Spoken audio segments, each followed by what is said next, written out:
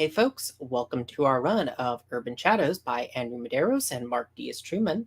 As part of the Gauntlet Reading Club, we've been using Niveau's The Chosen and the Beautiful to inspire the fictional setting.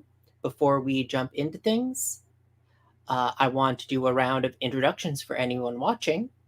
We'll go clockwise for me, and I'm Stephen, he, him. I am emceeing this run of Urban Shadows. I am also currently facilitating the discussion groups for the reading club. If you want to find me, you can find me at Stephen Alligator, although literally you'll mostly just find this. So that probably you already have found this. So there's not much use searching. But if we go around clockwise, next up, we have Kay. If you could introduce yourself, your pronouns, and who you are playing. Hello, I'm Kay. My pronouns are she, her, and today I'll be playing Red, also sometimes known as Emmett, our ingenue oracle.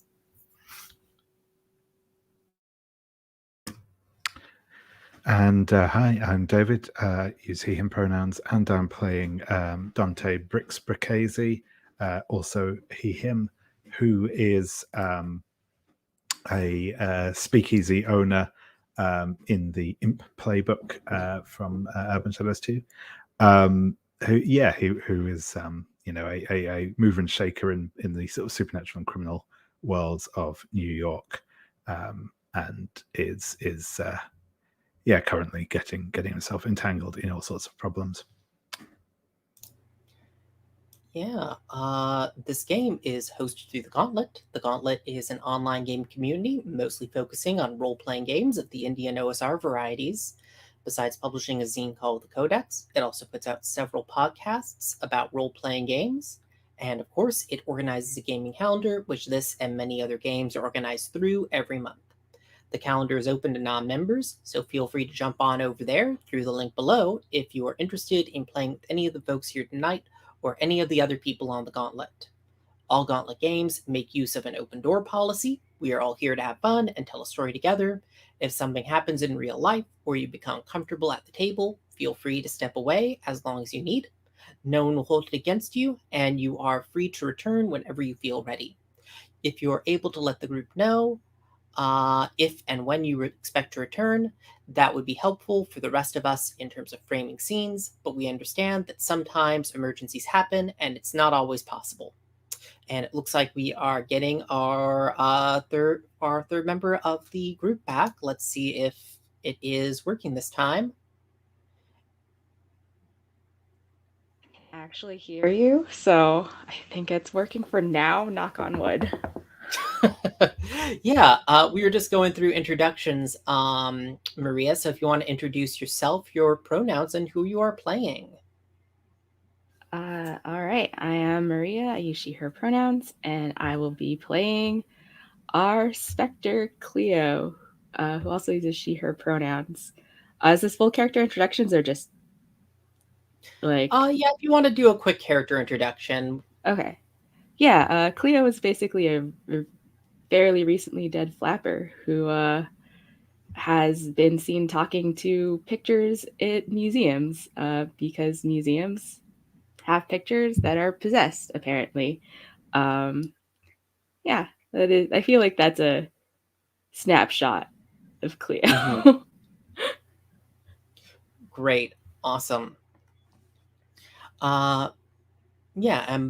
And returning to what I was talking about before, besides the open door, we also make use of several other safety tools, including script change, the X card, and lines and veils. The X card is that if at any point something in the fiction is making you uncomfortable, whether it's a particularly violent description or that an NPC has the same name as a friend, feel free to make an X sign with your arms, type X into the chat, or simply say X card if someone signals the X card. Or simply say X card if someone signals the X card and I haven't noticed. whether because I'm speaking or looking away from my screen. Feel free to interrupt me to call my attention to it. Either way, we'll stop the fiction and probably ask to clarify what you are X-carding, but there's no need to justify or explain your reasoning beyond that. We'll also be using script change, which is a safety tool that uses video editing terminology to help us talk about our scenes. The first of these is pause, which asks us to stop the fiction and check in with everyone that they are happy with where the scene is going. After that is fast forward, which asks us to wrap the scene we are currently in, maybe work out in broad strokes what happens, and move on to the next scene. Next is rewind, which asks us to return to something that has already happened in the fiction to change or remove it. And finally, there is frame by frame, which asks us to regularly check in during the scene to make certain that everyone is comfortable. I've never used that last one. Usually we resort to another safety tool rather than that. But if there's ever a moment where a scene clearly is going to be dangerous or make us uncomfortable, but we still all agree that we really want to do it, frame by frame is just a reminder to turn up safety tools to max and make certain to tread lightly for everyone's safety. Finally, there is Lines and Veils. Lines and Veils is a document that we have put together before play begins, in which we list subjects that we want to pay particular attention to, whether to keep out of the fiction entirely, as with lines, or to allow in the fiction but not go into detail about, as with veils. So does everyone here understand how those safety tools work? And again, I want to remind folks that safety tools are an aid to safety.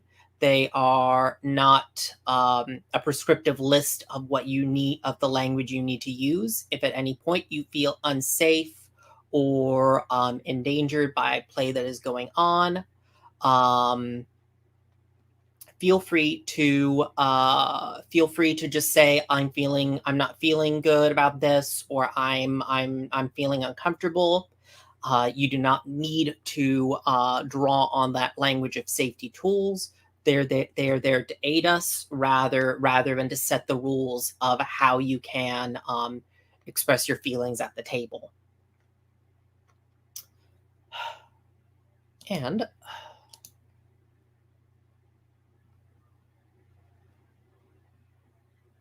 cool. Yeah, so that I think takes us through the kind of opening spiel of everything. And I think something I wanted to open on and maybe clarify in the fiction, because I feel like Asmodeus in particular kind of gave Cleo a deal without really clarifying what the steps she might take to that are. And I think perhaps the thing I want to say that Asmodeus may be kind of rewinding here to sort of add into the fiction brings up is that he needs something from Dante. In particular, Dante has a item that is bound to this realm. And that, because I think that actually is part of Dante's starting gear, is a particular object that binds him to this realm. And Asmodeus wants that if they are to open the way. So, to clarify, I vaguely remember the deal was an item from Dante and also some of an item oracle's from blood? Dante, yeah. The item from Dante is to open the gateway. And for that, he said he'd return your lost love. Okay. But you also said that you would be interested in losing the memories of pain. Yeah. Okay. And to do that, he would need the blood of someone connected, of someone with a deep connection to time. All right. Which we were like is probably an oracle. Yes. All right. Right. Cool. Thank you. And I am wondering, because it occurred to me that since we did establish that Red has your dancing shoes, you can actually teleport instantly to any of your to my anchors. Yes. Yeah. I mean, why not? Do I have to use trauma to do that, or I mean? No, that is one of your let it out moves. So abilities. Okay. So what does it look like as Cleo draws upon kind of like fades out to come back in another place? What does this teleportation look like? Huh. For some reason, I'm thinking that it looks like she sucked inward. It's one of those kinds of teleportation where you just like become a pinprick where you currently are and then blossom into being again wherever it is that you're going. I think like maybe it's a light that gets brighter and brighter. Do I have to roll for this? Yes, you do. All So right. if you could give me a roll with spirit. Yeah, and do you need the die room roller? I just found it. Cool. So I will say, I don't think in this exact moment Emmett has the shoes on him. Okay. Great. So we could actually retcon this a little bit. We can say, I'm wondering, what does Cleo do in the immediate after getting that after getting that contacted by Asmodeus? I think I'd actually, I think I'd find either Dante or Red. I'd probably have to go by more mundane routes, or less quick than teleportation. So yeah. Let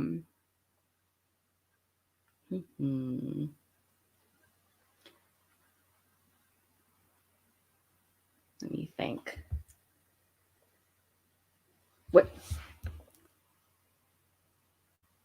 Where would I normally find Dante? Would Dante just be at the Inferno? Yeah. I think it's certainly, most evenings that's where he'll be. There are very rare occasions when he won't, but he's definitely more a hands-on boss. Yeah. So I think I go to the Inferno. I can imagine a way of traveling there, or I don't know, Stephen, if you want me to just show up there and say that there was travel involved. Yeah, like I think that I am interested in kind of, if you're going to meet with Dante, of kind of framing us directly there. Yeah, that's cool. And so the last time we had left off Dante, if you could give us a refresher here, David. Or I can if you want to. So I know we obviously had the conversation with Red in the office. I'm trying to remember. I think that was the last thing we saw of them. Yeah, Red had just told you, had just dropped Asmodeus's name to you. Yeah, that's right.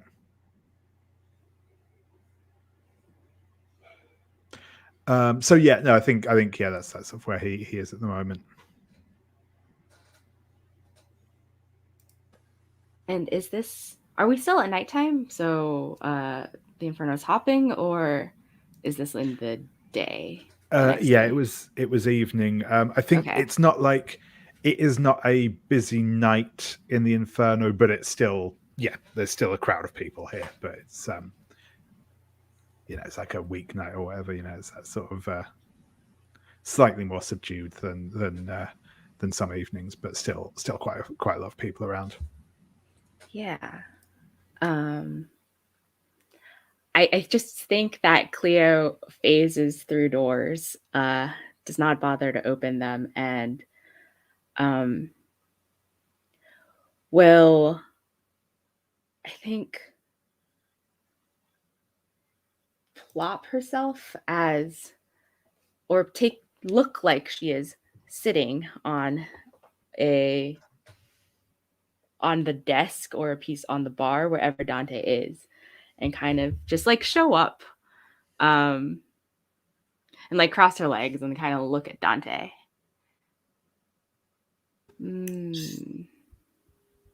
So, from my understanding, Cleo has floated into the scene where Red and Dante were talking, where Red was on the desk and Thea just said Asmodeus. Yeah. All right. Cool.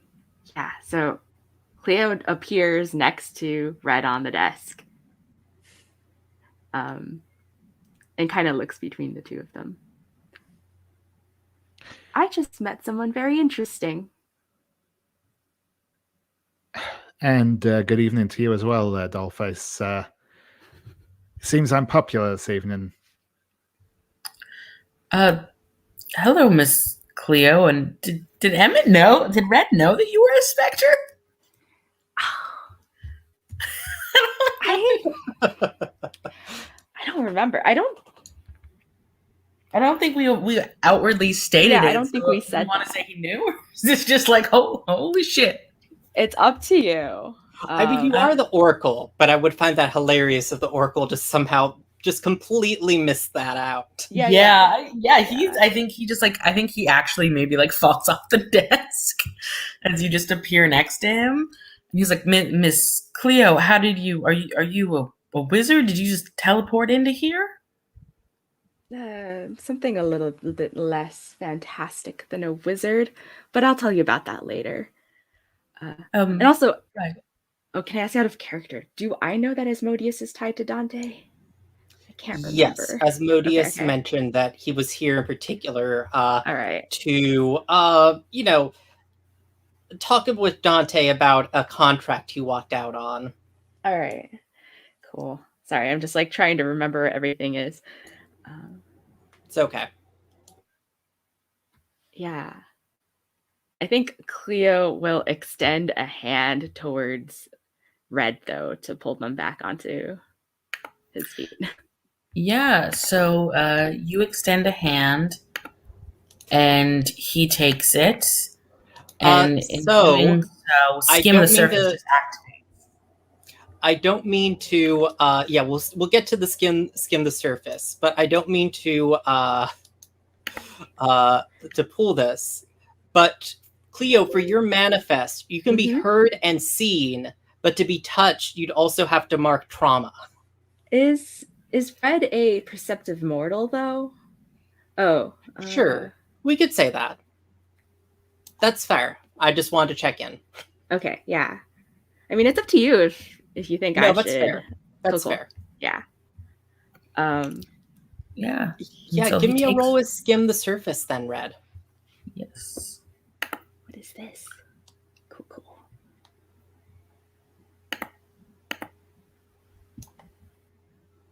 $10. Cool. So you get to ask 3 from your list. Yes. So considering the fact that you just popped in here and you're like, I'm not a wizard, but what secrets are you currently keeping?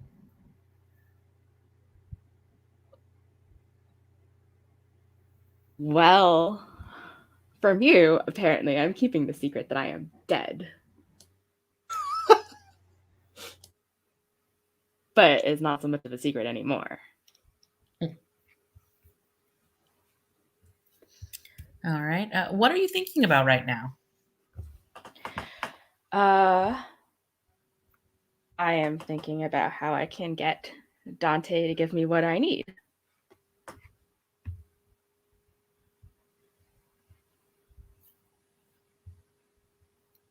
For my third question, can I ask for further extrapolation, or do I need to ask one of the direct questions? Yeah, could you... Excuse me. Bless you. I would probably... Yeah, sure, you can go ahead and ask for... and ask a follow-up, sure. Yeah, what is this thing you need from Dante? Well, I don't know exactly what it is, but it's some kind of, at least in Cleo's head, something very important.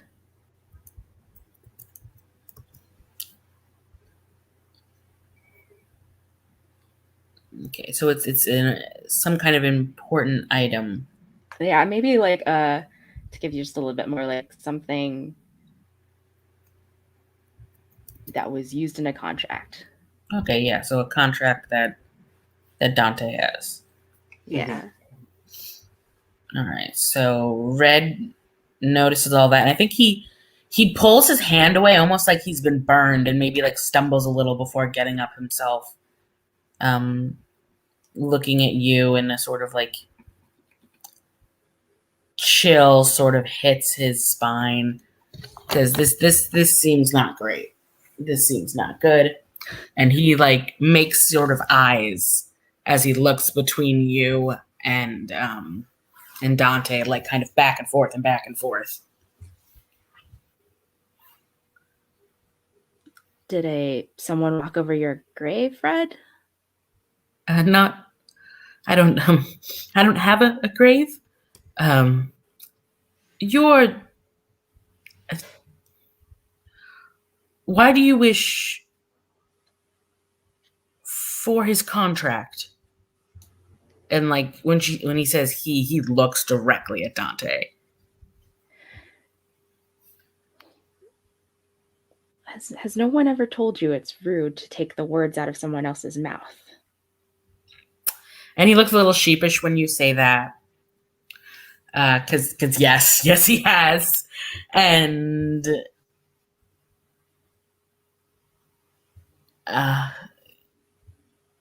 he just, Dante, this is why you can't with that young woman.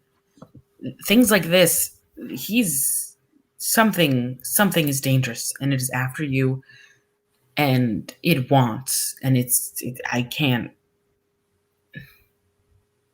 And he like looks at Cleo and then looks at Dante.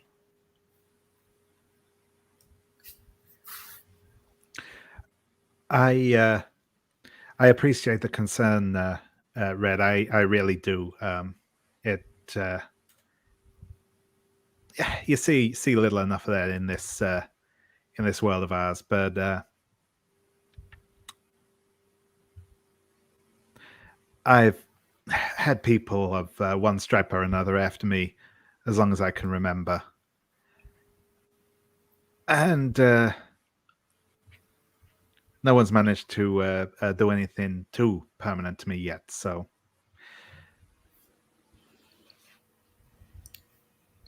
Red sort of bites. Oh, go for it. No, that's okay. Go ahead. Yeah, Red bites his lower lip and he says, "You were his once, and he wants to have you again."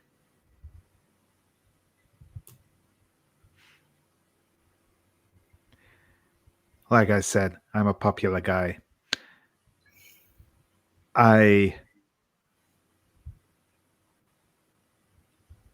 think Dante is going to turn to Cleo and say, "So I take it there's something here you want to ask for my help with."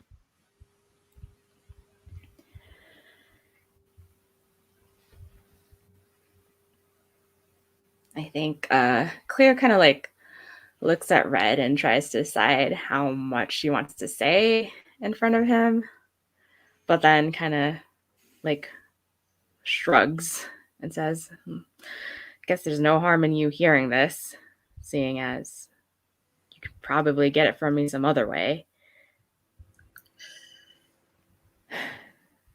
I could use your help, Dante. You know, you've kept an eye on Franny all these years. Could use some help getting her dad back."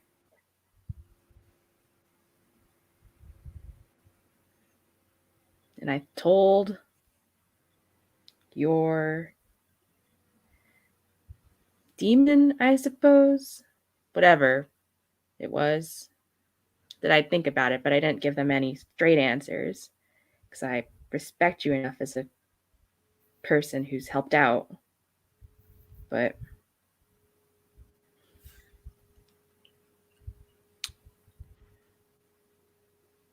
is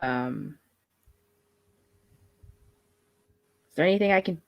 Can I spend a debt Yes, here? you can spend a debt to for a PC to do you a favor at a moderate cost. I guess I was. Let me. There is also lend a hand to your efforts. What are you looking for Dante to do here? I want Dante to ask or answer honestly if Cleo asks, like, what'll it take for you to give me this thing that I need?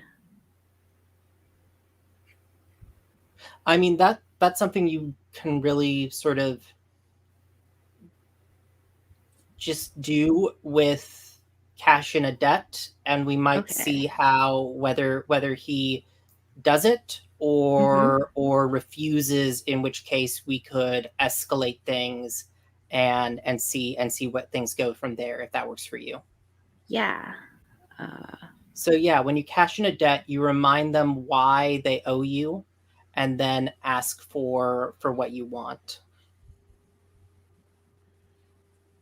Yeah. Yeah, I think Cleo is gonna lean in and just say something about like, I've helped you out these past number of years managing the dancers and doing odd jobs for you.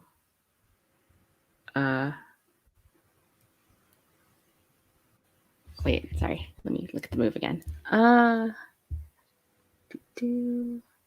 Yeah.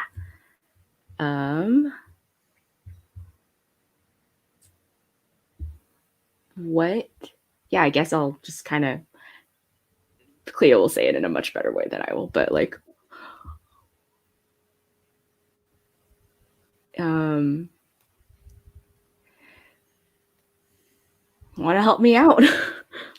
What will it take? Yeah, and I think Dante will sigh and say,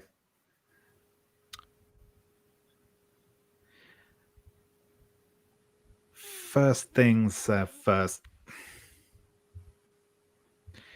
If you have been speaking with Angelo,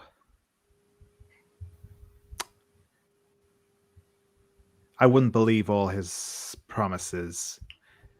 Demons tend to be tricky, which I'm sure comes as no surprise, but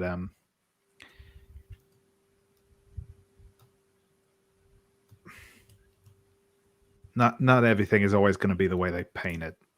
However, if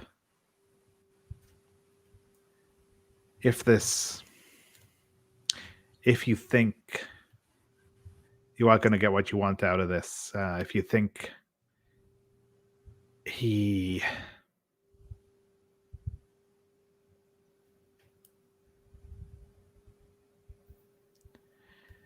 this guy is worth it,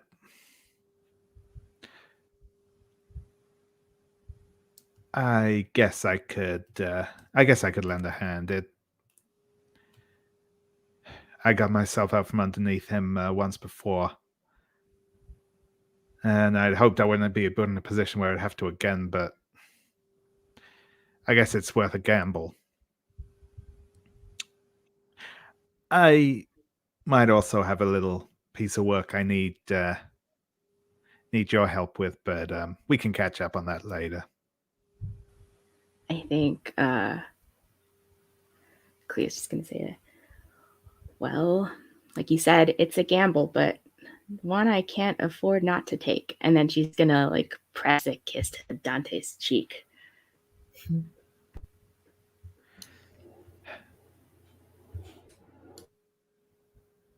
And I'm wondering, Dante, what is the item that binds you to this realm?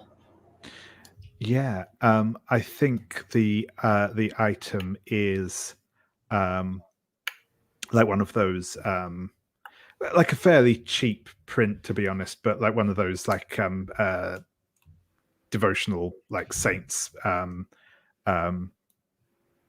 pictures. It's a picture of San Gennaro, and it's got kind of an inscription on it. It's basically clearly something that was from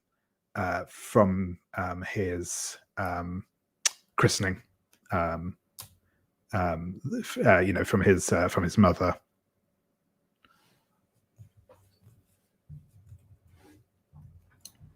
Awesome.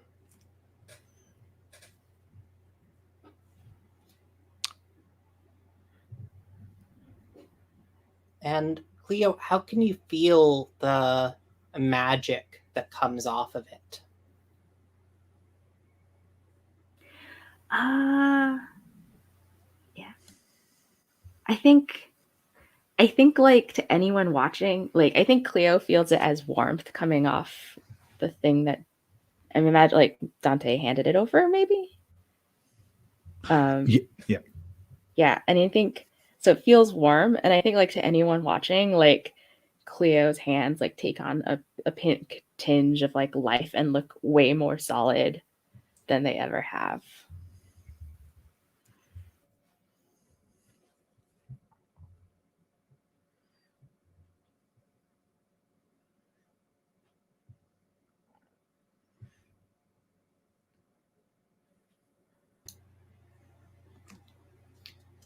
Cool.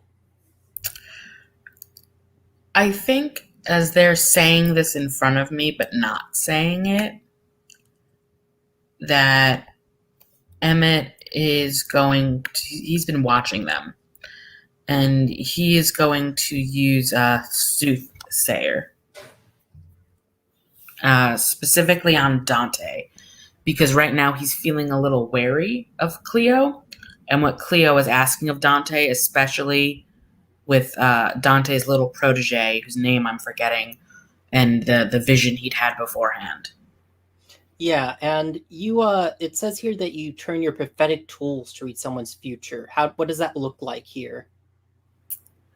So I think Emmett wears a locket. Mm-hmm. And I think he opens it and like rubs his thumb against the interior, and instead of a picture, there is actually like a ruby gem that is there, and that his family line has had these like ruby gems specifically mined from somewhere uh, that they shouldn't technically be.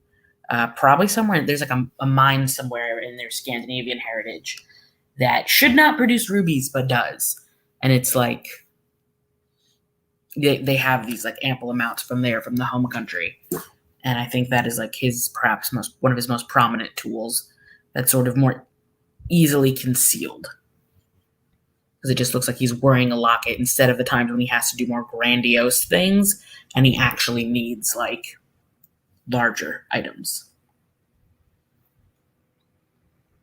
Awesome. So yeah, give me another roll with spirit, right? Ooh, I failed. Yes, so on a miss, you see vague shapes of what is to come, but something is obscuring your prophetic powers. The future you try to read is beyond your sight until you resolve the interference. I think that it's exactly that. You try to view things with a greater with a greater clarity, but Mm-hmm. all you can come back to is that image of the painting and that image of the shades until it feels almost like you are choking inside of the painting, trying to get out, but you can't. Like something is holding you there. Yeah, and there's like this, I think these choked off gasping noises as it feels so real to him. And yeah, just wide eyes because I don't think he's used to his powers just not working. This is probably a first. And he sort of looks at you, looks at Dante, looks back at Cleo.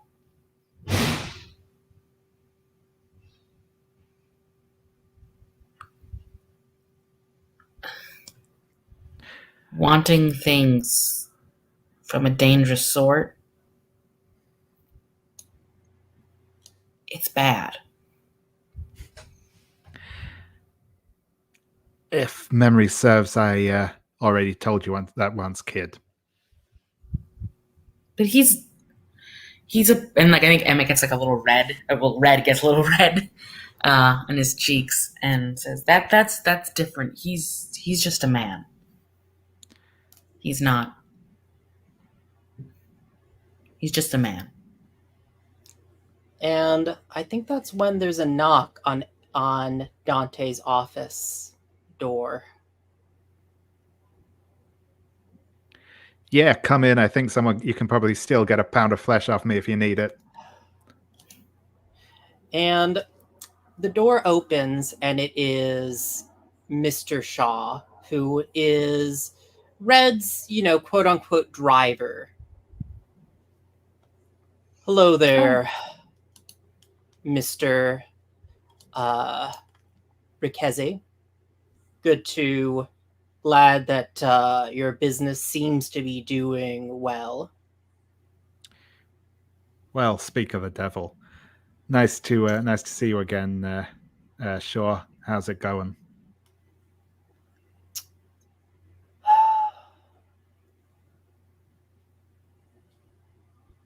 Mr.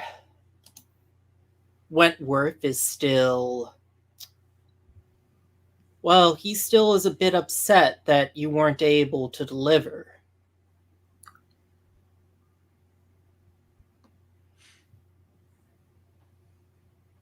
He wants to... I'm not here on that business this evening, but I just thought that you should know the people that tend to fail to deliver for Mr. Wentworth is... He can be forgiving, but he can be very unforgiving as well. And then he kind of looks over at Red. Kid, Mr. Wentworth is wanting you. And he glances out onto the floor, where I think at this point, as we said at the end of the session, after we cut off last time, Alex and Laura are now just weeping over drinks about how that this unnamed person doesn't deserve either of them. Yeah. And I think, Red sighs. Need of your skills. Red sort of sighs a little because how did Mr. Shaw find him? He left out the window, but Mr. Shaw always finds him. And he sighs and he looks at Dante and he looks at Cleo and he just says, "Careful, chums. Just be careful." And he'll like go to step out with Mr. Shaw and say, "Just 1 second. I owe a friend a promise." And then we can walk out really quick. And he's going to go over to where Laura and Alex are at the bar.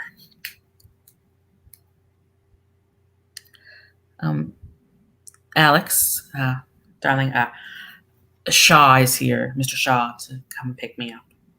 Oh, Mr. Shaw is here. Wonderful. I love Mr. Shaw. He is uniquely lacking in humor. But this and he looks like, because I imagine Shaw is like right next to him. Yes, Shaw just grunts. He looks at the bartender, sighs, and he says, one shot of demoniac, please. I made you a promise, Alex. I don't not complete my promises." Oh, yes. And I'm wondering, well, if this is something you want to do, we do have that move there that if you may mark corruption to do one of the options from the list. Yeah, let's play with the fun things. All right, so I'm going to mark a corruption. And this is a special move we're using for this particular setting. When you drink Deep of Demoniac with another, you may mark corruption to choose one from the following list. Although this might be a poor decision to make here, but we'll see. Oh yeah, this is just because you listen. Red said so. I think he puts the coin down, and then he takes this shot of demoniac. And having never had, I don't think he's ever had demoniac before. I think Alex has been trying to get him to try it. He said no. That was part of why it was such a compelling deal. And God bless his tiny heart. He tries to take it just full down as a shot, and just starts choking and sputtering. And he gets it down, but he's coughing and completely flushed now, and just a total mess. Yeah. So you get to choose to either speak your mind or give in to desire. Well, speak your mind, revealing a dangerous secret, or give in to desire, taking action regardless of consequence. Oh shit! Oh, this is terrible. That's what I'm saying. I just realized, at first I'm like, Alex is there, what can you do? And then I realized Laura is there. And Can I? Oh, go for it. Can I also add to that maybe? And can I have Cleo have floated out behind Alex, but spend a trauma to make it so that I can only be heard but not seen or touched? So Sure. Cleo is also going to witness this demoniac thing, if that's okay with you. Okay. Yeah, and I think this moment of truth where he speaks, he's going to speak your mind, revealing a dangerous secret. Your drinking partner will do the same. Which is, I think he looks in this flushed sort of state, in the warmth in his cheeks, and he looks Laura dead in the eye and says, if you try and play dangerous games with Dante, and that's I don't like that, but I saw if you try and play dangerous games with Chandler, and he doesn't say Mr. Wentworth, which he uses, but he says Chandler. He actually says his names. You'll die. An actual death. An uncoming back death. And I will be the cause of it.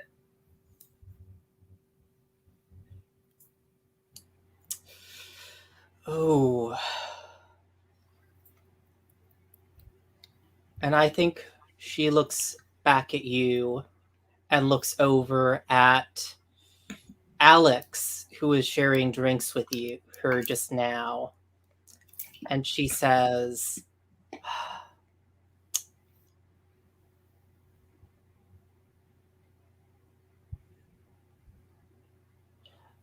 I'd be careful that Mr. Wentworth doesn't find out that Alex is in love with you. And I think it's at that point. Oh, go ahead. Flabbergasted. he looks shocked, completely shocked. Yeah, I think it's at this point that Alex has actually fallen asleep on the table. Oh. And Mr. Shaw grunts and grabs you by the arm and says, "It's time to go, Red." Yeah, and I think, he'll let himself be taken away, but he also sort of looks at Shaw and says, "You didn't hear what she said, did you?" I heard enough, kid. You're not going to say anything, right? You keep doing what Mr. Wentworth asks, and I think we'll be good. Yeah, and he'll nod and he'll sort of go away, definitely a little more dazed and probably needing a little more help, considering he just took a shot of demoniac for the first time. I think Cleo is just going to whisper in Red's ear, you warned us against playing dangerous games, and yet here you are. Take care, kid. Cool. Know that there's a bit more of a time crunch here for Red. I think that I wanted to shift us over to what does does I guess I should ask this. Does Chandler have an apartment in the downtown city proper? Or is like effectively usually when he's downtown he is at your apartment? I think he has many places. Okay. I think he has more places than Red knows about. I think there is probably one, if not more than one, downtown apartment. Cool. What like is the kind of you're brought to one of Chandler's downtown apartments then. And I want to ask, what is the kind of occult paraphernalia that kind of marks this apartment as not just the home of a wealthy person in New York, but a wealthy sorcerer? There is an office that he conducts like business in, and in that office there are shelves upon shelves of perfect skulls of varying creatures. But so like there's like your average, like your raven's skull, and you know your skull of perhaps a deer or something that you've captured. But there are also like skulls of various demons. There's definitely a human skull. There's definitely like a fully shifted werewolf skull. There's skulls of lions type saber-tooths. One that proves that dinosaurs, you know, definitely existed and should probably be in a museum. Like, and they're just the entirety of this office. The walls are just lined with these shelves, and no two skulls are the same kind of breed or iteration. They are all different, yet somehow he fills the room with them. And they are majoritarily predator animals.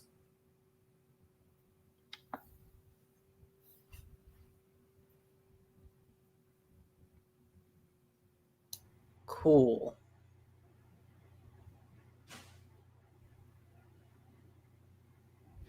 Yeah.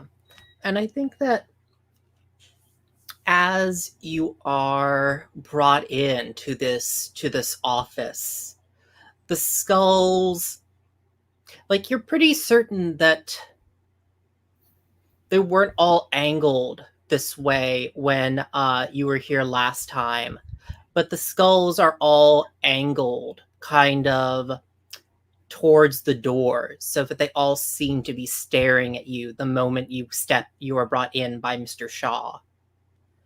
And Chandler is there, and he is sitting on his desk over the, well, it seems to be some kind of, you might say, mafioso or thug, bound up to the chair. He has a few bruises.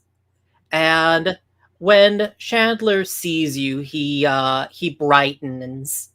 Ah, there is my beautiful boy. How are you doing, Red? So I'm gonna say I think he would call him Emmett. Emmett, I think okay, sure. I think the Wentworths, both him and the sister, probably both know his real name and would probably call him by it. Okay, but not your first name. But the Emmett, the sort of chosen name that he was going by before he went even more like cool. So I think Emmett is the name he went by like as a child because he's like the fifth, and so like they sort of do that thing with like the middle, like you know, because you can only go for so many variations of Byron. And cool. He sort of smiles, a little under Chandler's gaze, and but also like it's clear his eyes are avoiding. I'm well. I didn't know you'd need of me so late at night, or I would have been home like you were expecting. It's not that I wasn't home, because he realizes he just like outed himself in case he didn't know that he wasn't home. Oh, don't worry, my boy. I'm certain that you would do nothing to irk me. And I think Mr. Shaw gives a non-committal grunt and kind of says, "You needed him, boss?" Well, that is true. I had particular need of you with breaking this little nut of my dear sister's over here. And I think he sort of takes like several steps, but like circumventing the body to go around to Chandler's side. I don't know much in the way of violence, sir. My boy, I do not need you for violence. I have need of your particular insights here. Oh. I'm like, he looks like he feels bad. Like he's like slightly tipsy, but then he's also like looking at this beaten man, and it's clear like he feels sympathy like towards him. Do you want to keep your cool here? Yeah. Yeah, I think this is the first time he's ever actually like been brought into a situation like this. Cool. And what's the situation you want to avoid here? That whatever I'm gonna do is gonna get this guy killed. Cool. Yeah. Okay. Roll spirit. A 12. Yeah, unfortunately, it's not, you don't have the advance, so we can't get the 12 plus benefit. But on 10 plus, all's well. I think Chandler, like, what do you kind of say to kind of push back some of to kind of tamp down, because your patron does have a penchant for violence. Yeah, I think so. I think Emmett actually sort of manages to slip himself into the seat, like onto Chandler's lap, and like leans his sort of head droopily on his shoulders, and like meets his eyes sort of, and his own eyes go sort of like that big puppyish round, big blue eyes, and he's like, I'm happy to help, Mr. Wentworth, and do what you need, but just I can't stand the sight of. So just promise for me you won't hurt him, right? I'll get your information and you won't hurt him.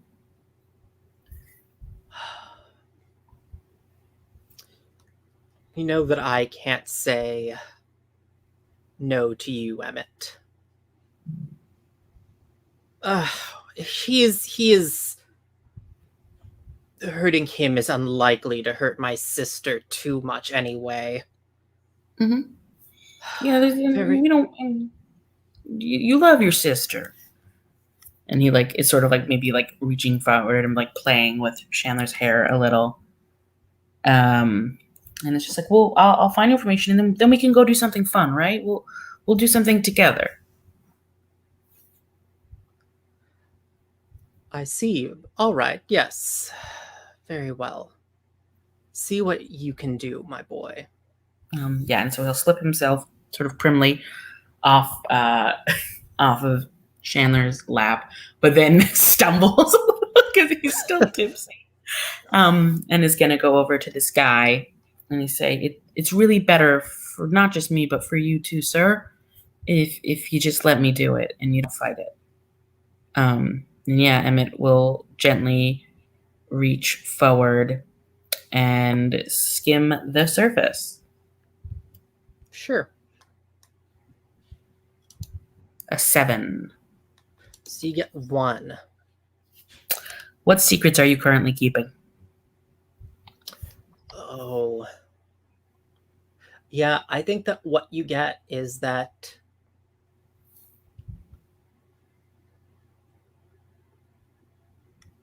I think that you get a image. You know that Chandler has been angry about this in recent days. It's a burnt down speakeasy that his sister had been keeping out of his hands for some time now. That she's currently she's currently talking that she's making moves to get it to get control of it through a through you know the through some other organizations. But that's the So secret he's been keeping here. yeah, so I think he sort of straightens a little and ends up having to like grab the chair to keep himself. So he says, Mr. Wentworth, it would seem unfortunately, and he's not meeting Chandler's eyes because this is not something he really wants to tell him.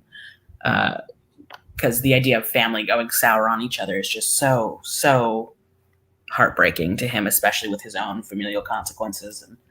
And it seems your sister is working with some outside sources to block the speakeasy that you want to have built up, that place.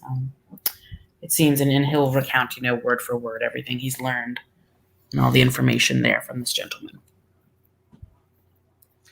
And I think that Chandler gives a kind of angry "damn it" and pounds his fist down onto one of the shelves, I think crushing a raven's skull with what you could have sworn was an almost audible caw.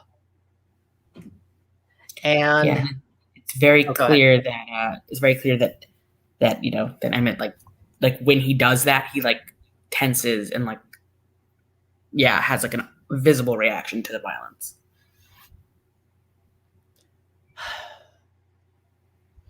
Get him out of here. Get rid of him, Mr. Shaw. And then he kind of calls out as Mr. Shaw takes the man away. Oh, and don't kill him. I've made that promise to Emmett here.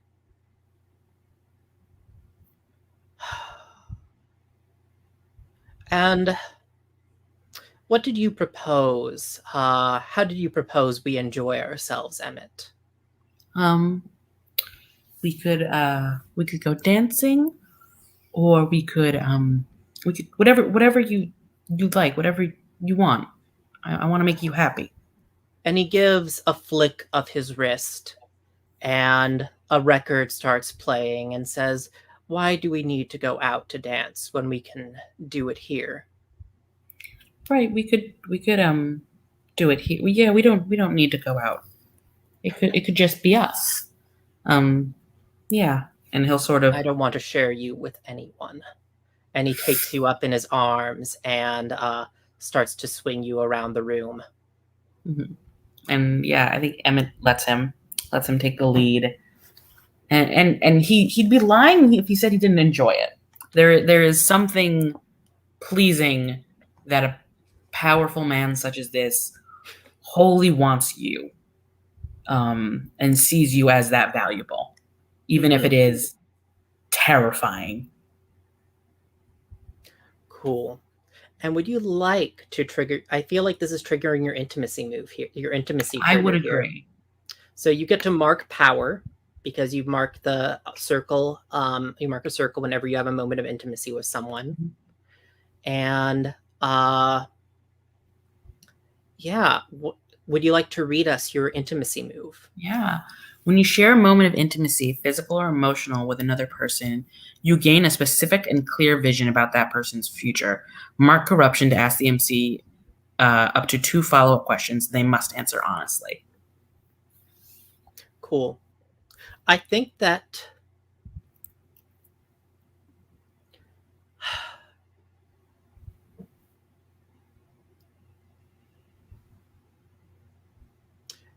I think that the vision that you get is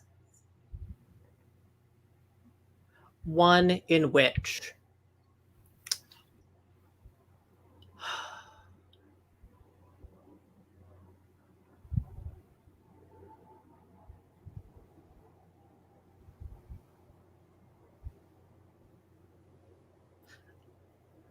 Yeah, I'm gonna say it is that it is of uh Chandler in a burnt remnants of a building, and he is bearing a bloody knife, and you see Alex splayed out on the floor beneath him. Would you like to mark corruption to answer follow-up questions? To ask Yes, follow-up I would. questions. Yes. Cool. How can I prevent this from happening?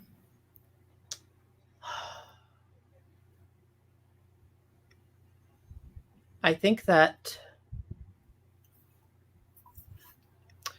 I mean, this is like the most obvious answer here is to make a break with Alex. Ooh. Anything else or just the one? I mean, I think that if Chandler were to die first. Oof. Oh, God. I love it. I hate it and I love it. What's your other question? My other question is, okay, so it has to be.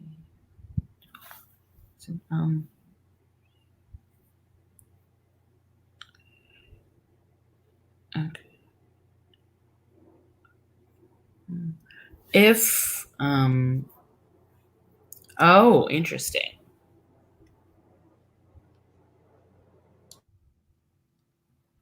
If I could, would it interest Chandler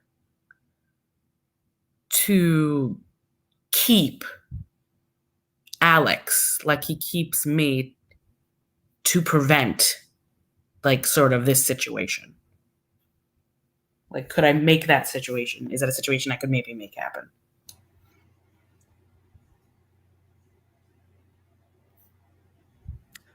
I think you'd have to prove to him that Alex is special like you are. Mm-hmm. Because Alex, in his view, is just the dross of common humanity. Mm-hmm.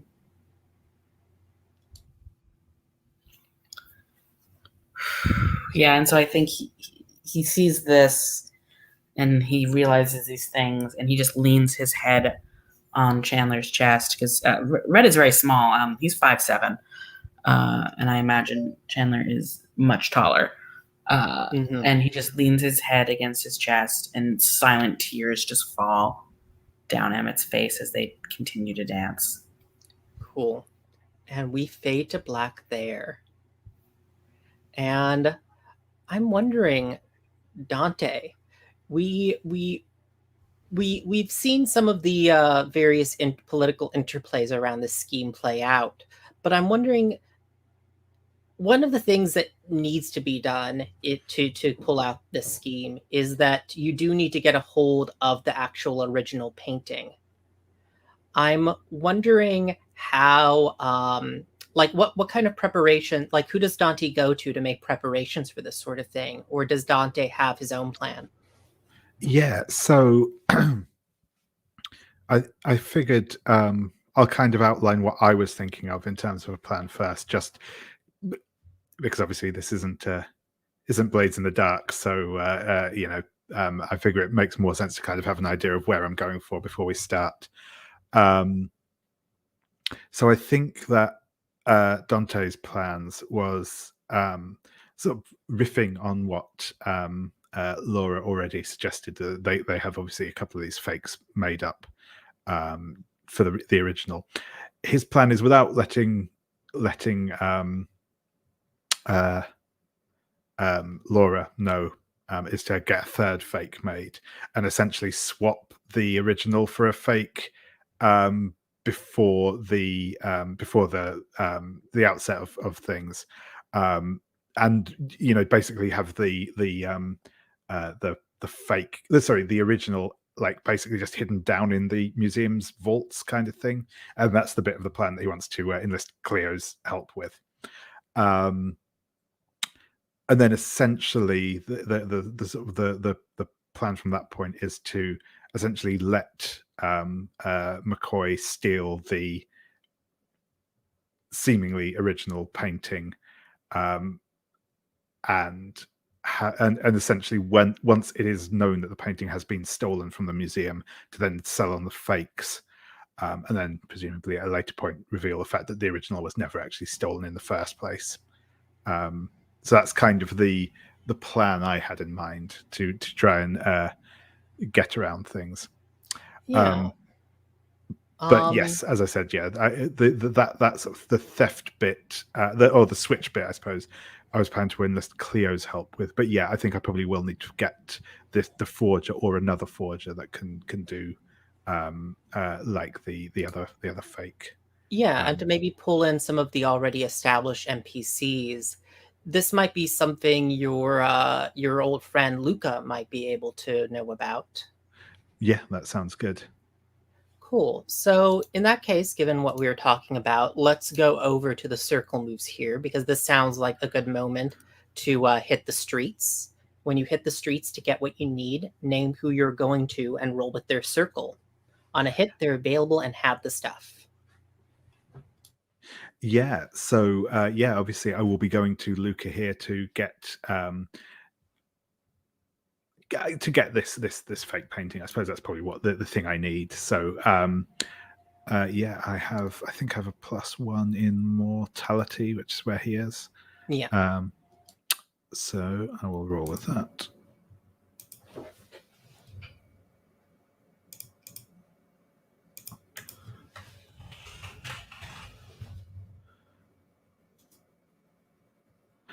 That's an 11.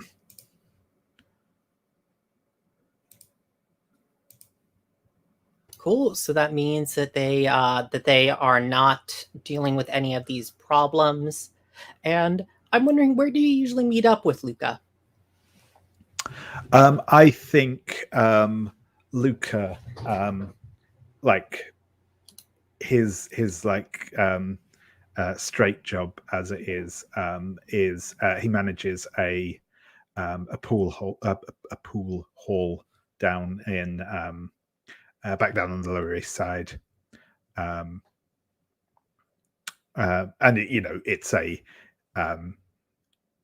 it's a hangout for probably more a hangout for kind of lower rank criminals rather than actual gangsters sort of thing. But yeah, I think that's he manages that as his like his cover, as it were. And yeah, I think we kind of see Dante sort of heading down there, and he has dressed down a little bit. I mean, he's still wearing a suit, still looks sharp, but not quite as flashy as he does when he's running the club. And I think they're probably when we get into the scene, they're probably actually like both like stripped down to their waistcoats and sort of playing a game of pool as they chat.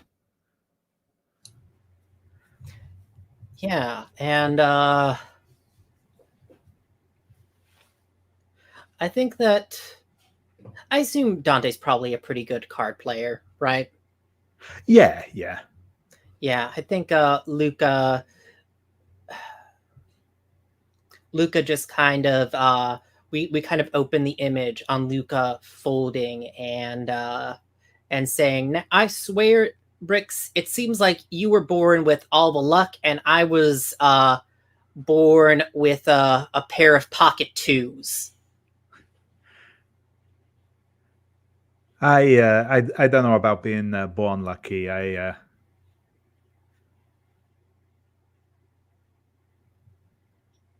You could say I've had someone looking over my shoulder, though.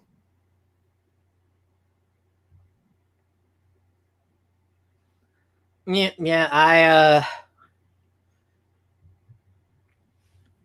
I hear ya. I don't really look. My mom and pa were more the church going sorts. I don't really go that often. But I hear ya. Well, Luca, you happen to be in the presence of a former choir boy, so watch out for any blasphemy. Yeah.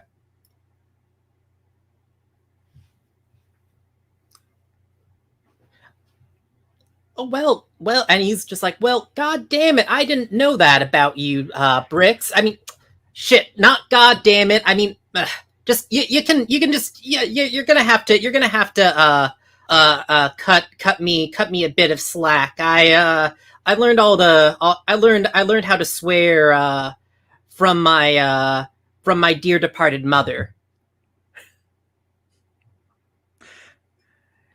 Hey, no sweat. It's I'm I'll try not to catch a case of the vapors. But there was something I had. I was meaning to ask you.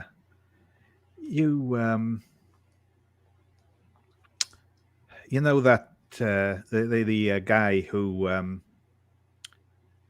used to do those paintings. The spent some time in Sing Sing with your cousin. That Ollie guy, right? Just got out. That's the guy. I was wondering if you could maybe set up a meeting. I've a little work to put his way, and I'll cut you in on as well, of course.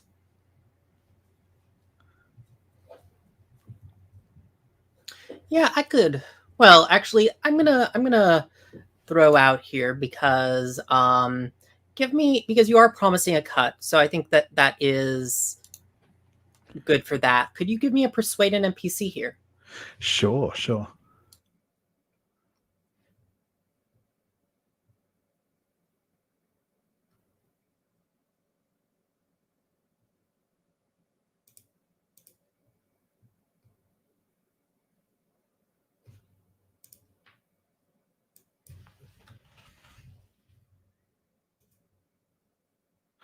A 9.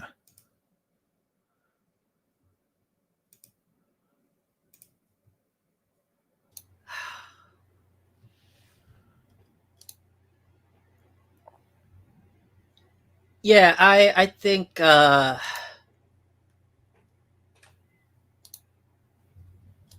think he kind of looks at you.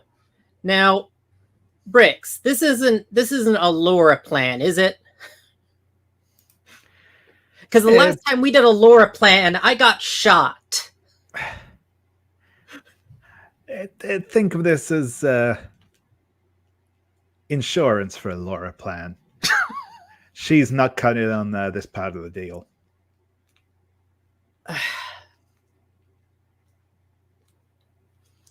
Well, all right, but when things really hit the fan, I'm just gonna say I'm gonna call this back in, if you remember that, and I'm gonna say that additionally you will also owe him a debt here. Sure, yeah, that's cool. Cool. Yeah, and I'll say, look, if anything, when things go to hell with Laura, I'll make sure your name stays out of it.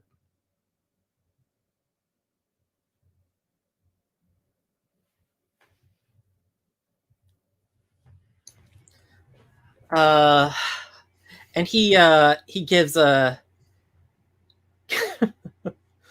gives a chuckle and says, "Well, now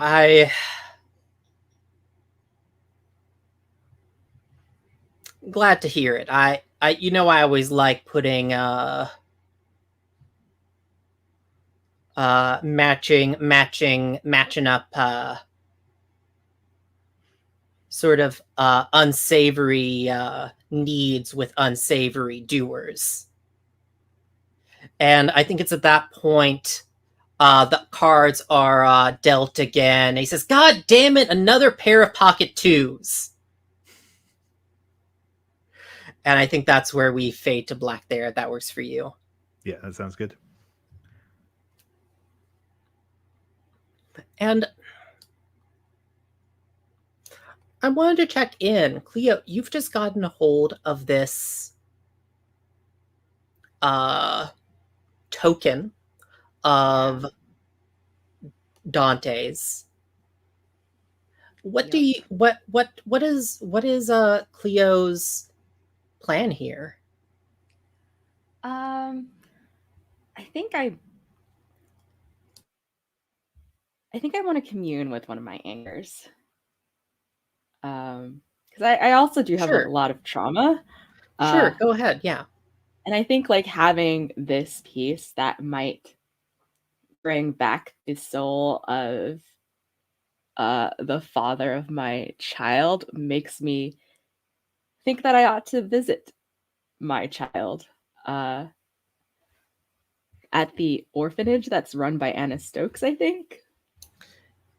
Yeah, and I like to think we haven't really established what your relationship with Anna Stokes is. So I'm going to ask you to roll in just a second here. Okay.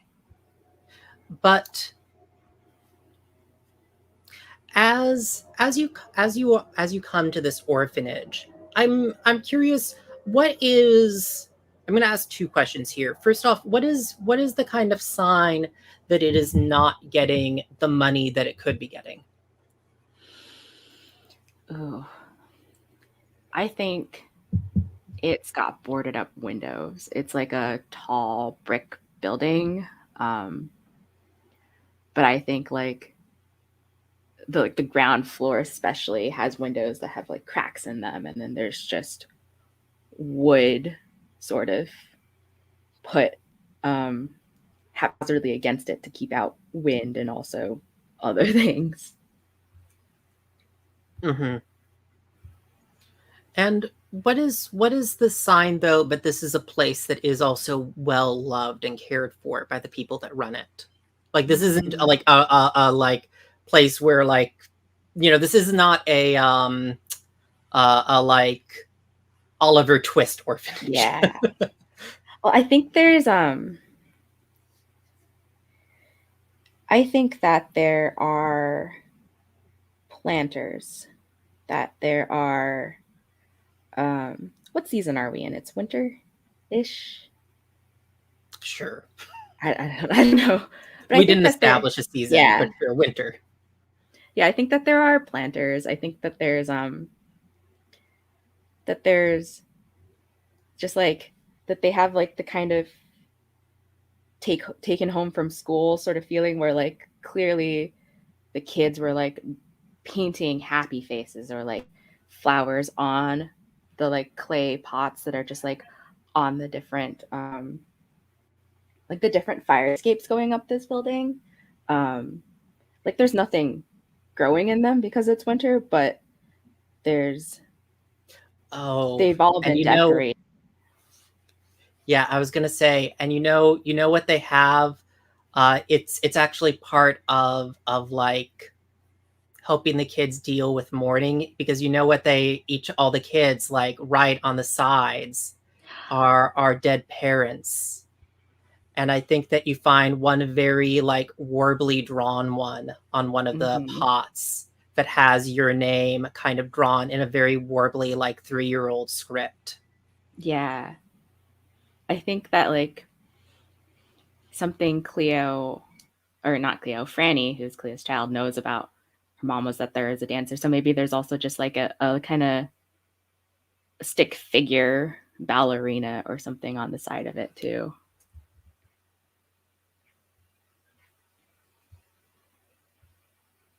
She didn't know exactly what kind of dancer. Yeah. And is Cleo visible here, or is she still kind of in her like default like ephemeral state? I think default ephemeral state because Cleo doesn't want to impress her presence on a child who is possibly happier thinking that she's dead. Or at least Cleo thinks that's, for now, better. And I think you come in on Anna Stokes reading a storybook to some of the children around the kind of small coal stove heater because it is winter. And this is mostly the younger children in the orphanage, the ones who aren't able to read or do some small part-time work. And I think that if you could give me a roll with put a name to the face for Anna. All right. And this is with mortality.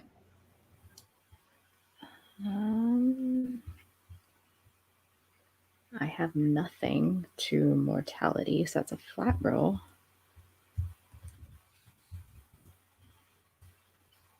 7.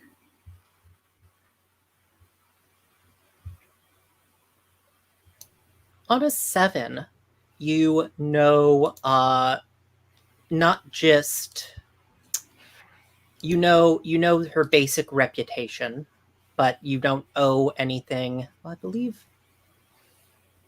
Let me just double check that move. I think that it is just on a hit 4, put a name to a face. Yeah, you just know their reputation. The MC will tell you what most people know about them. So, I mean, I think that the thing that, obviously, besides running the orphanage and being a temperance campaigner, I think the thing that you know about Anna Stokes is that she is a lay exorcist. But that is actually something that she has done to this neighborhood. That she has a power to push away. And I think this is probably like passed down with magics, with like with minor magics passed down from her her father's side of the family, going back to some pre-colonial era magics. Yeah. I think knowing that, I would be trying to keep myself as unmanifested as possible because I don't want to be exorcised by this lady. I don't know how she feels about ghosts. And I think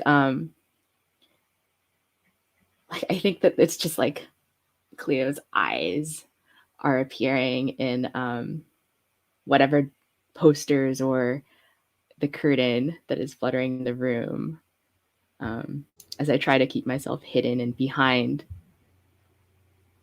Anna Stokes as possible. Yeah, and I think there's every now and then that Anna Stokes seems almost to catch her eye on you, but it just kind of, in the end, it's almost like she can't focus on you, and instead her gaze flicks elsewhere whenever she kind of starts looking at you. Yeah, and thanks for that. I was gonna call a break kind of at the end of this to kind of debrief with you, Kay. Yeah, and how does it feel as she's reading this story to your child among these other younger kids?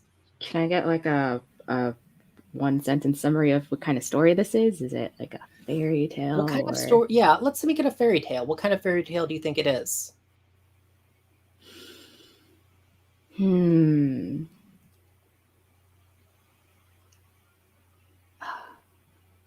What if it's like the 12 Dancing Princesses or cool something like that? Cool. I say that and then I'm like, what is the story of the 12 Dancing Princesses? I was like, well, I remember we're not gonna get into a retelling of that story just now. I think it I think it hurts a little bit because I was like, I want to be the one reading the story to my child. I almost want to like take over Anna Stokes' body and be there for a second. But I think the piece of magic that I have from Dante holds me back from trying to do anything like that. So Yeah. I can, yeah. So yeah, give me a roll with spirit. All right. I have 2 spirit.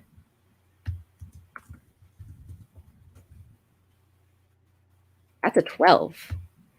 Cool. So on a 10 plus, your communion reveals a way the anchor might be resolved. Clear your trauma trap. True trauma. Oh, clear all the way. Yeah. I think it's as you are watching, I think that a very well-dressed man comes in and Anna looks down at the kids and tells them to hush while she talks with this man, and she goes off to the side. And I think that that's you follow after them a little bit, and it is a man pressuring her to move the orphanage that a Miss Christine Wentworth wants to move the orphanage to a new site. It for reasons that aren't entirely clear to Anna, but she wants the orphanage moved to the site of your old speakeasy, Cleo. And I think the clear way of resolving this is that it feels as if something is threatening this orphanage and maybe your daughter's well-being from Christine Wentworth. And if you help the orphanage, that might put you on the path of resolving this anchor. I'm wondering, are folks cool with kind of skimming over some time here and to the actual robbery itself, unless there's other like interesting things, like something you particularly pressing you wanted to do before we jump to that? I'm good, I think. I mean, we can obviously detail more stuff out about the robbery as we get into it, but yeah, I don't think there was any other big scenes I wanted to throw in beforehand. Yeah, I think the one thing I'd like to know beforehand is like what Dante would tell Cleo about like what the reason that's is what I for was going stealing. to Yeah, jump to. cool. I think that how does Dante usually reach out to Cleo? I think I'm just trying to think what would be. I'm wondering if there's maybe like a particular record that Dante like puts on the gramophone that kind of doesn't like summon in the sense of it immediately drags Cleo there, but kind of like the spiritual equivalent of like, you know, giving her a phone call sort of thing. Yeah, I think that's cool.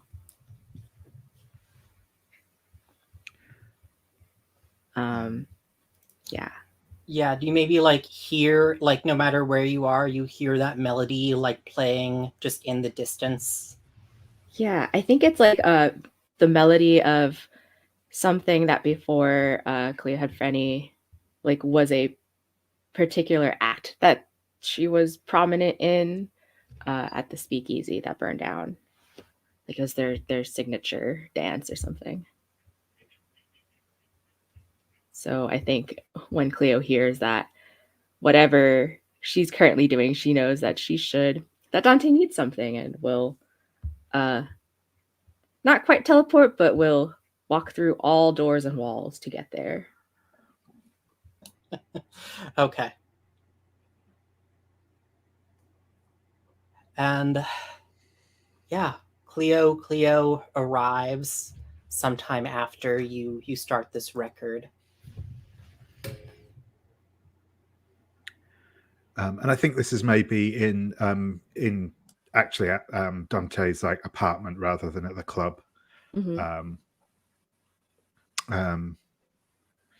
Yeah, and he's dressed a little more casually here. Probably got like a sort of smoking jacket on over his sort of shirt and trousers. And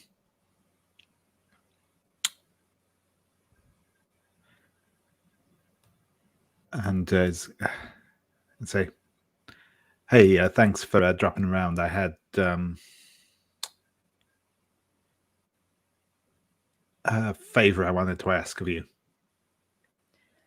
Well, you shouldn't be surprised that I got here so quickly. You did grant me a rather important gift after all. What is it you need? There's going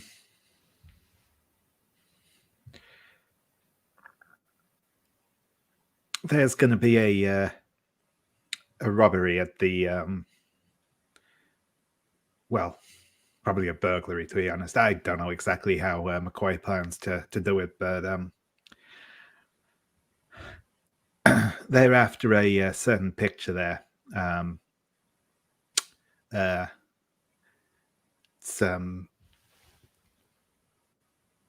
Orpheus and Eurydice. I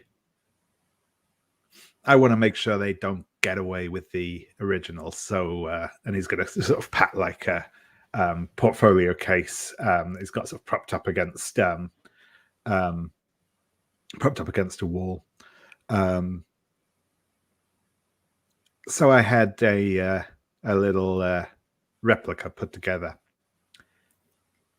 I think Cleo flickers in and out real quick when Dante mentions which painting it is. And then I think she starts laughing. Are you meaning to tell me that your demon friend spoke to me out of not even the real painting, just a fake one? Oh no, the original's still there at the minute. That's kind of where you come in. But you say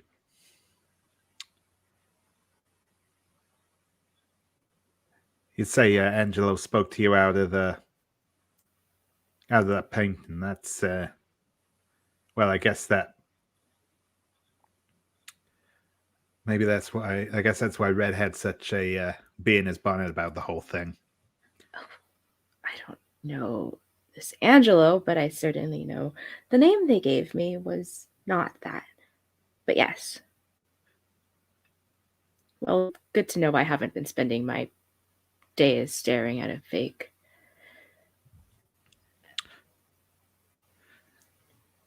I suppose you've got a well thought out plan for moving this original. My thoughts, and I mean, I welcome your feedback on this. Is I figure you can, and just to double check in before we go, you are capable of interacting with physical objects if you choose, aren't you? Yes. Just before, yeah, that's cool.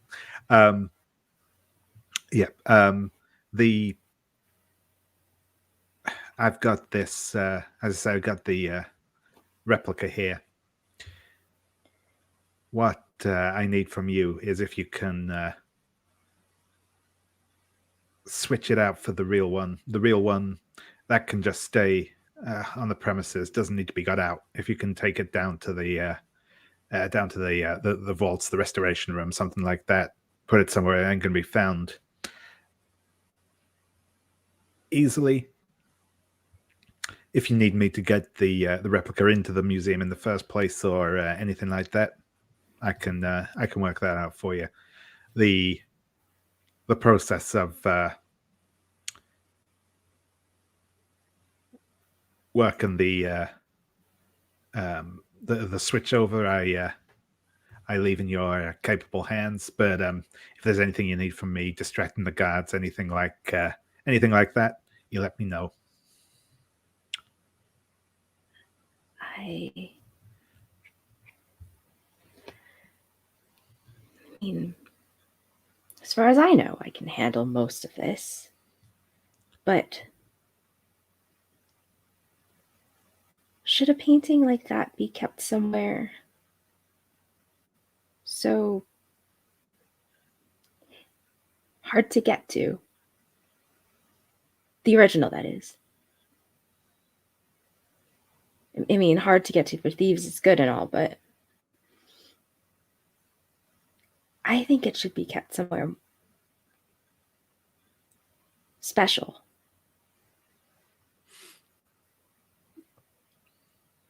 You don't think you could bring it back here, could you, or to the Inferno?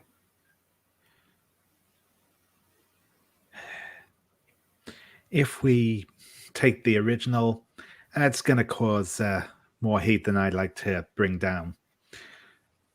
We don't need the thing gone for good. We just need McCoy to think he's got his hands on the real deal for a Then few we'll send it days. back. And Dante, are you invoking one of the debts you have on Cleo to get her to go along with this? Yeah, I think so. That seems appropriate. So Cleo, then the question is, because Dante has helped you in the past, like, are you willing to just walk away from all that stuff that Dante's done for you, or are you helping with this?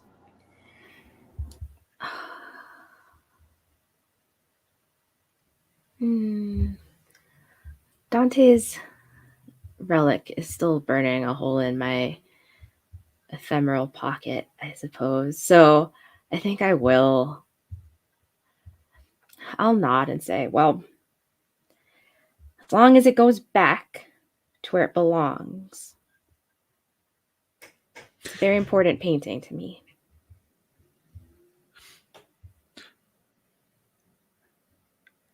Absolutely. It's that's certainly my intent anyway. As I say, it just needs to be somewhere it's not going to be found for a day or two till we're ready to reveal it. What's this McCoy want with the painting in the first place? Sell it, make a quick buck off of some collector out there. At least these collectors Are you have trying to taste. figure someone out, Cleo? Yeah, I am. How do I do this? Roll with mind. I have how much mind? Cleo's favorite stat. -1.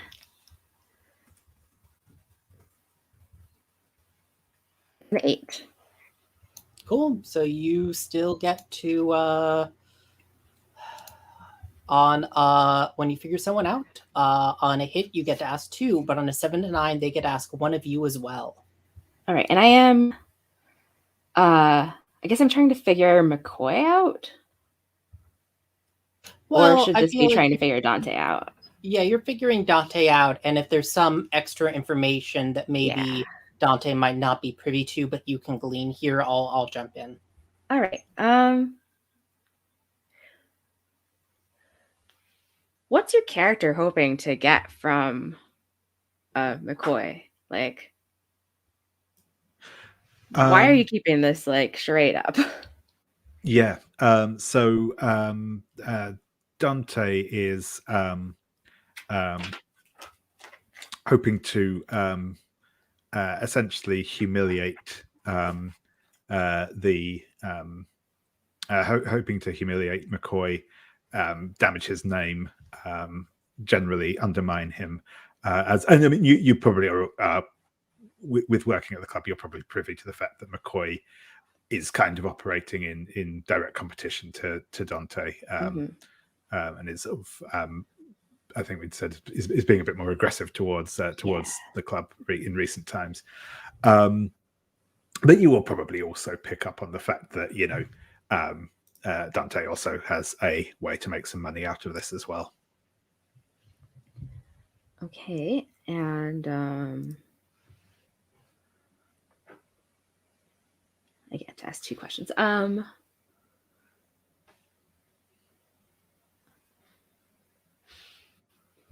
I guess I walked in, like, the last thing we saw with Cleo and Red and Dante, like, I don't know what sort of atmosphere Cleo appeared in that too, but, like, what's your character's beef with Red? Yeah. And I think probably the way I'll answer this is that Dante doesn't have anything against Red. In fact, quite likes Red. The tension there was what Red had said to him, and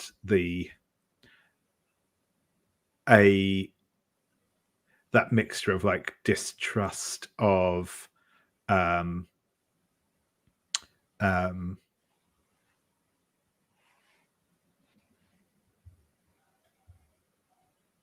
the uncertainty over the whole prophecy stuff that he saw, the whole situation with that prophecy, but also the fact that Red is tied to Chandler, and and Dante does not like Chandler at all, and yeah, so can't entirely trust Red either, if that makes sense. Yeah. And I think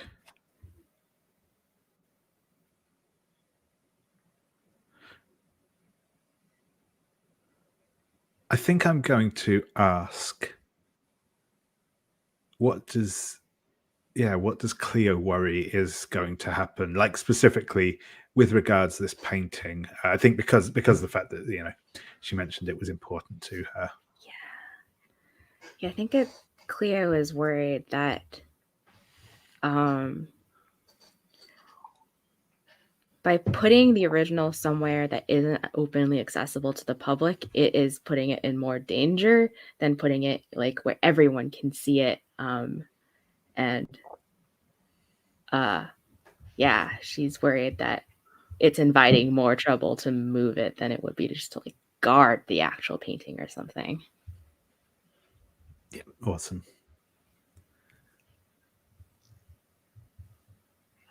Okay. Yeah, yeah, I think Cleo was like trying to figure out like Dante, like what Dante's deal was and why we're agreeing to this, but I think she'll just end up shrugging and say, okay, I do owe you a lot, so when? On this bit, as soon as possible. I don't know exactly when McCoy's planning on making his move, so the sooner we get this part of the job done, the better. Yeah, and I think is this like when we kind of do that sharp cut to the to the museum, and I'm wondering as we cut to this heist, I want to go to each of you and ask, where do we see each of you? So like, where do we see, first off, let's ask Dante. Where do we see Dante in relation to this heist? Yeah, I'm thinking this is like time-wise. I'm thinking this is like later in the evening, maybe close to when the museum would be closing, and I think Dante is there kind of fairly openly, and is I think maybe as we come in is like chatting to the like security guard, or the what do you call them, the Docent? yes, yeah, the person sort of do like there. So someone someone whose job it is to keep an eye on things, basically. Yeah, and where do we see Cleo? Oh, you don't see Cleo. I am. Do I mark trauma so that I can only touch and be touched, but am not seen or heard? Sure, if you wanna call that up now. Yeah. You're gonna refresh to 2 anyway at the start of next session, so you might as well Great. mark it. No, you cleared your whole trauma track. Yeah, sorry. So yeah, just 1. I was like, yeah, but I think you see a little bit of the painting like tilt upwards as though Cleo is testing her ability to touch. Yeah, and I want to say, Cleo, as you kind of sense this prickling because you're so familiar with this museum, but there's always kind of a webwork of enchantments in this place because it is a pretty valuable collection. And I think that you feel the enchantments prickle a little bit as at the kind of wild magic of someone like Dante enter this place. Mm-hmm. Clearly, the wizards and sorcerers that might have been hired at points to guard this place, it was specifically they specifically viewed people with the kind of magical connection to other worlds as the prime danger here. What do you do as you feel this prickling? Can I persuade an NPC? And by an NPC, I mean the magical protections in this museum. I think that if you want to do that, if you would maybe, because I am just trying to angle you to getting roles you can like mark circles for. I think if you want to study a place of power, you could locate the guardians of this place. I will do that. So give me a roll with power here. All right. That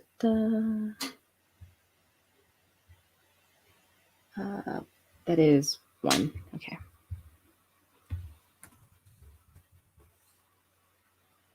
An 8. Cool. And on a hit, you see below the surface to the reality underneath it. So first off, remember you can mark power. So that's all right. That's and I think that as we see Dante in the museum, and then we see the scene through Cleo's eyes, there is a kind of I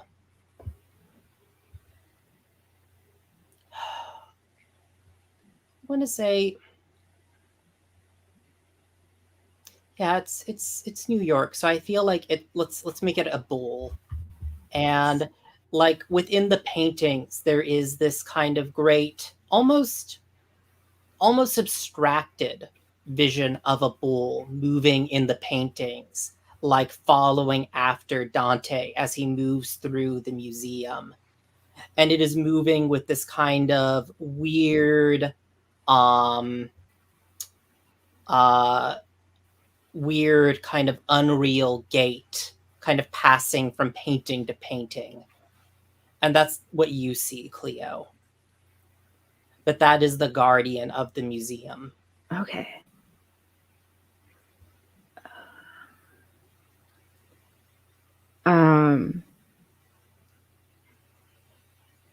Can I put myself in front of its path as it like the painting it's going to go to next? Sure. The beast stops as you come in front of it, and it is sniffing. It kind of sniffs at you. And even though it's in the painting, you can only see it in the paintings. You can feel its breath on your face.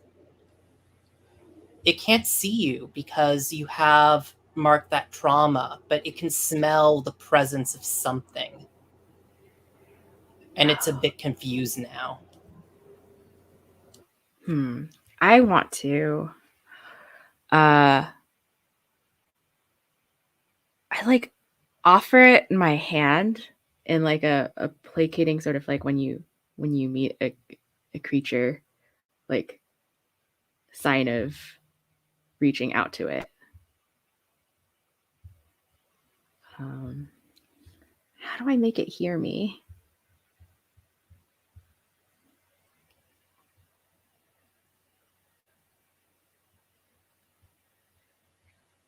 I guess I can be heard. I just can't be seen. Sure. And I think Cleo says, "Excuse me, Guardian. Can I ask you a favor?"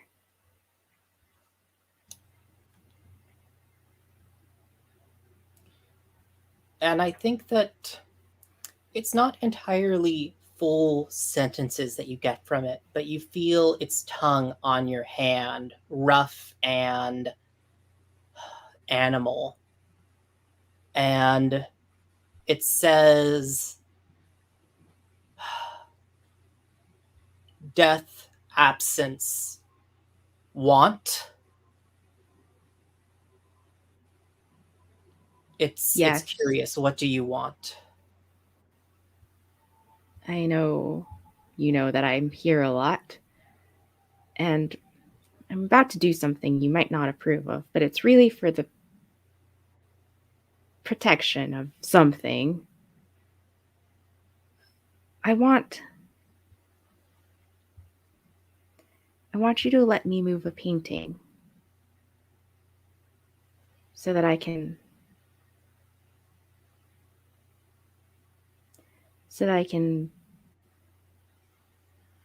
keep the museum as it is,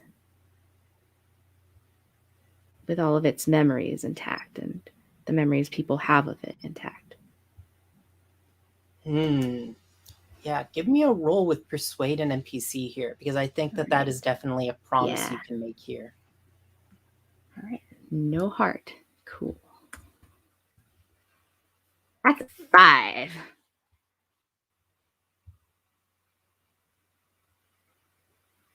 Oh, okay. What am I going to do here?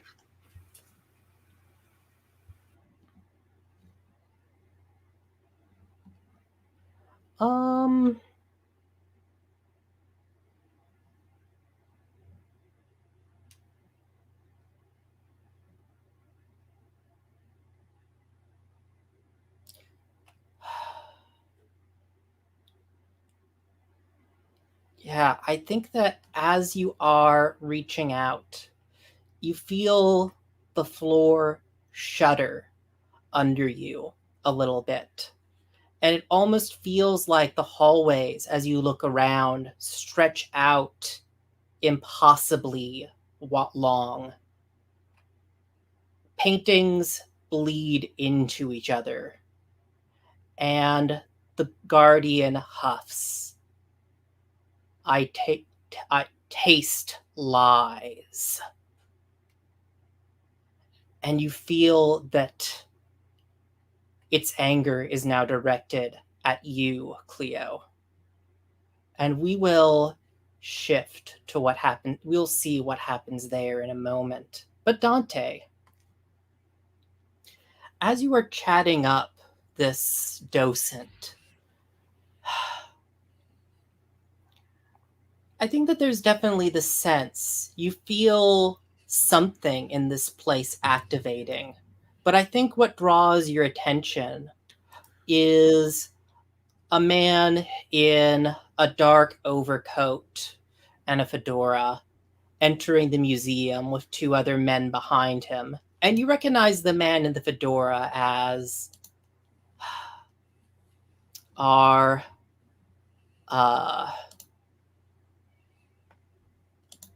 just remind myself of names here, as Bill McCoy. And you don't know if Cleo's made the switch yet. What do you do?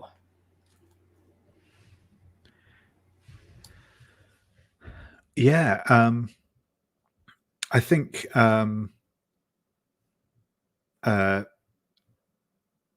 he's going to kind of glance over from the docent, see McCoy, and say, "Will you excuse me a moment? I've just seen a friend of mine come in, but I'd really be interested in seeing that that new Picasso you got in. You'll have to take me to that sometime. I'll just be a moment." And he'll kind of wander over to Bill, wave and say, well, fancy running into you here, Mr. Sorry, I won't say Mr. I'll say McCoy. It's I didn't have you down for a patron of the arts type, but I guess your business is doing well these days, and hey, who am I to judge?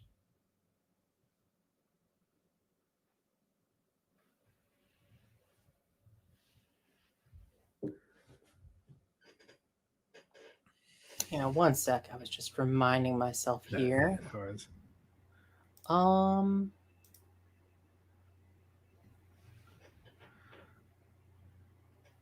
Cool, yeah. He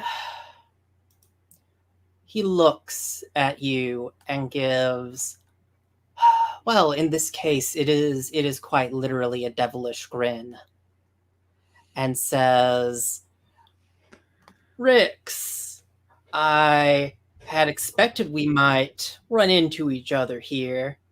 Now, I'm not well, you could say I'm a kind of collector, as things might be. But and he gestures over to one of his two men who kind of move out a little bit and take either side of you. I figure I might spend a little time chatting with you." Well, sure thing. He'll make a big, like, overly pantomime show of like checking his watch and say, "I think sadly the coffee shop's closed already, but I'm sure I'm sure they won't mind us just hanging around and having a little chat here."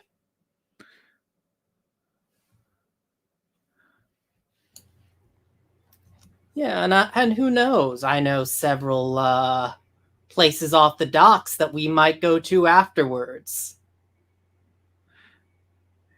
Well, you certainly know how to show a boy a good time, McCoy.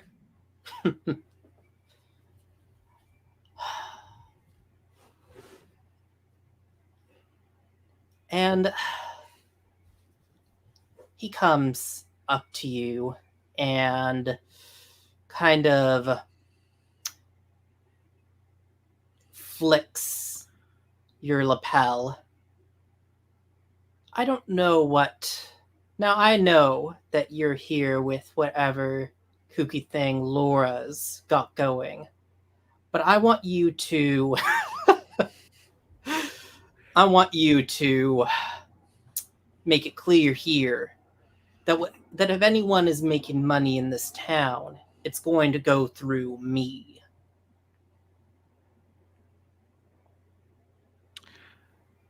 Look, Laura, she's always got some kind of crazy scheme up her sleeves. I can't say as I'm privy to everything that goes through that pretty little head of hers, but I got no...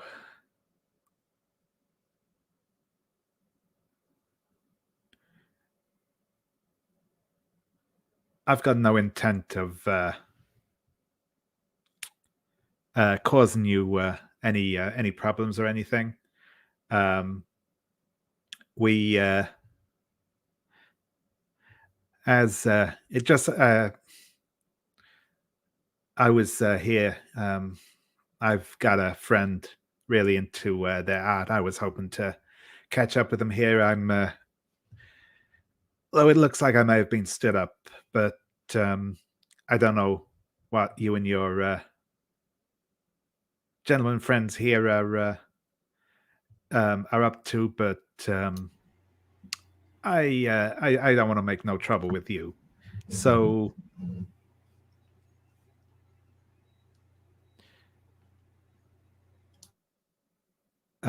so I just lost my train of thought there. But yes, and I think he's gonna kind of like try and be kind of generally placating and the like, but is absolutely just trying to buy time for Cleo. Yeah, so give me a roll here. This is one of our basic moves. When you mislead, distract, or trick someone, roll with mind. Sure thing.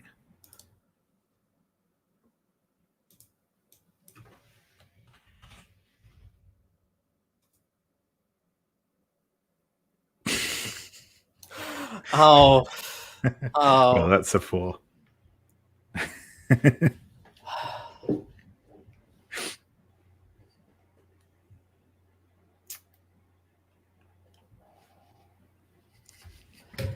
I think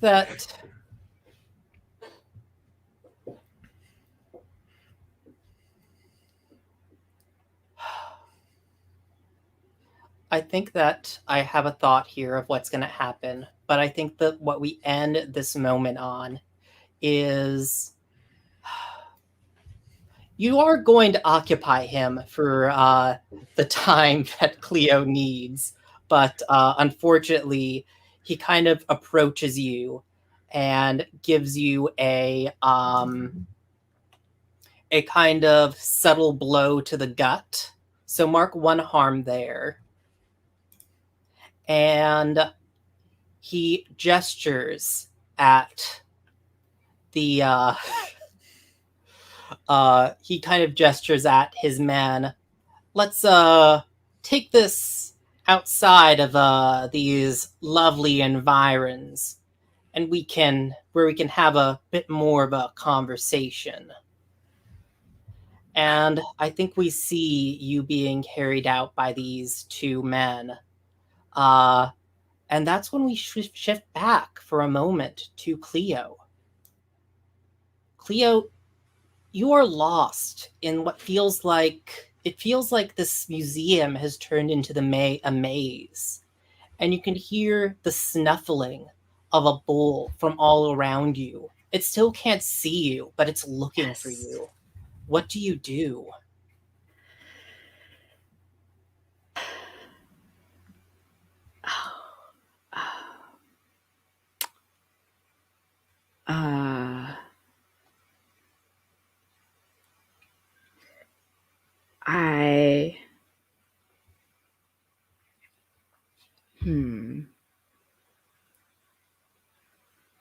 I try to walk through a wall.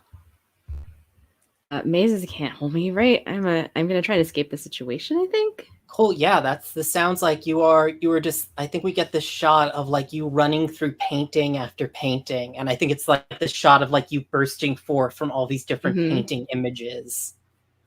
And let's give me a roll here. I believe that is with blood. Blood.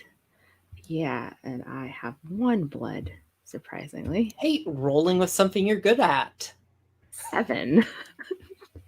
So you do manage it. So let's take a look at when you try to escape a situation.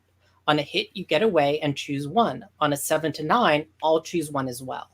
So there are 5 options there. You suffer harm during your escape. You end up in another dangerous situation. You leave something important behind. You owe an NPC a debt for their aid. And you give into your base nature and mark a corruption. These are very good. I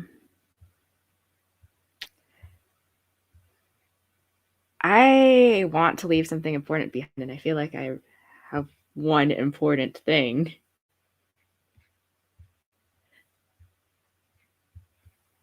So I think that like at some point during the running,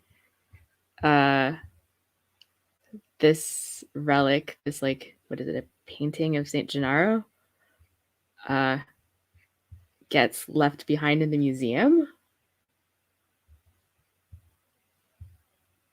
Maybe it's like a like calls to like thing, and if at one point phasing through a painting makes this painting stick to another painting somehow.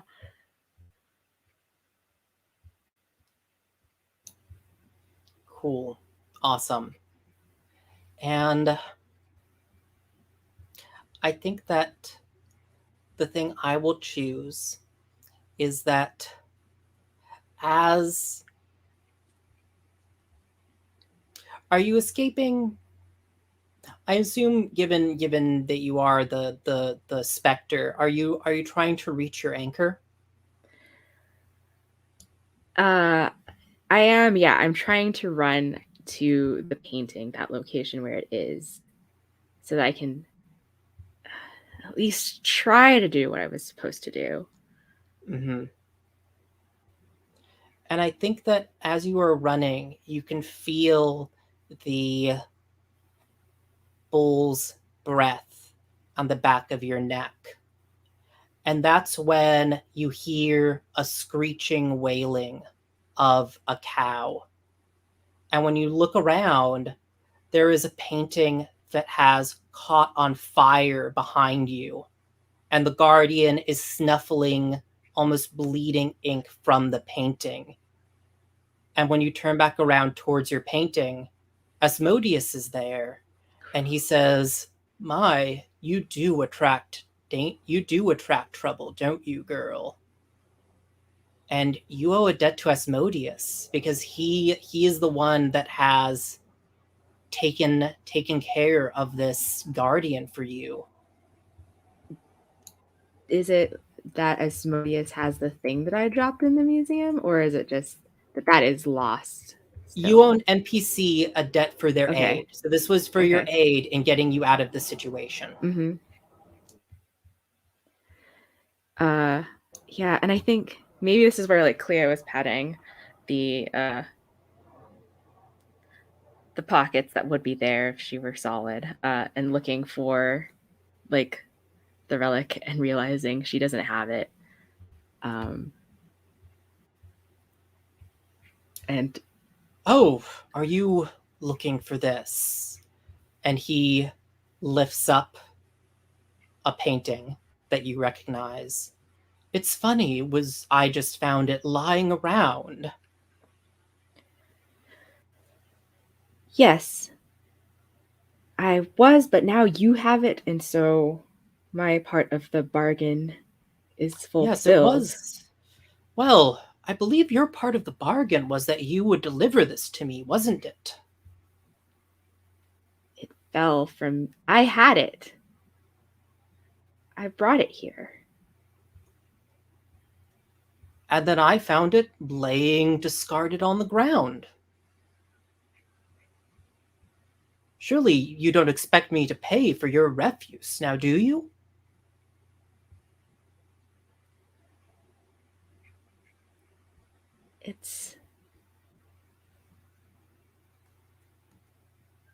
It wouldn't have been here if I hadn't brought it. You said this would be enough.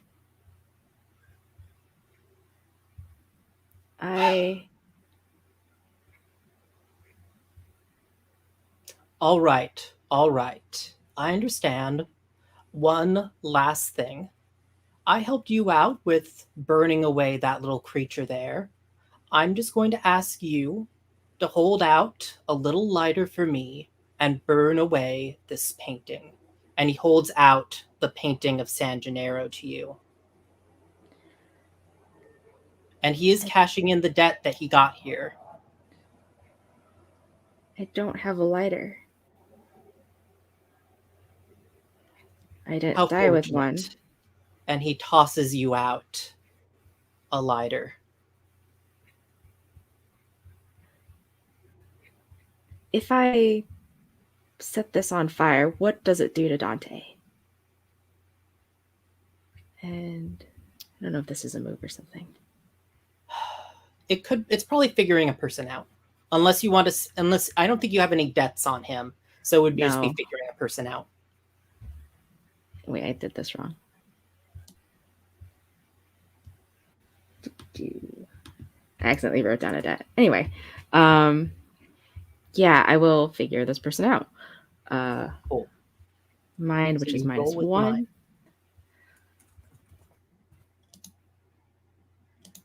I don't figure this person out.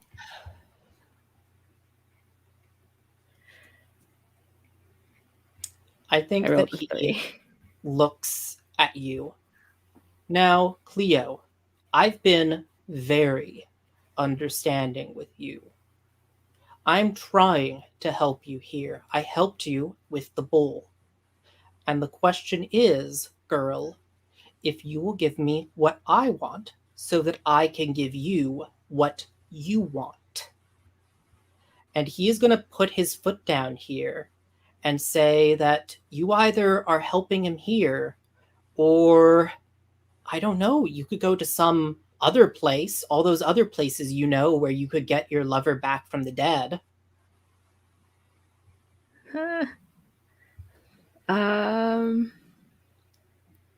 Yeah, I think Cleo's mind does not bring up any other places at the moment. And so she squeezes her eyes shut and sets this thing on fire. She's like holding it at arm's length, and so she's like keeping herself as distant away from this as possible. Yeah. And as it flickers, he grins wide and wonderful. And as now you wanted your lover back, and as you watch, a shade crawls forth out of the painting. And I'm forgetting, what was the name you gave your lover? Oh yeah, Elian. Yes. And as he collapses into your arms, he is shivering cold and crying.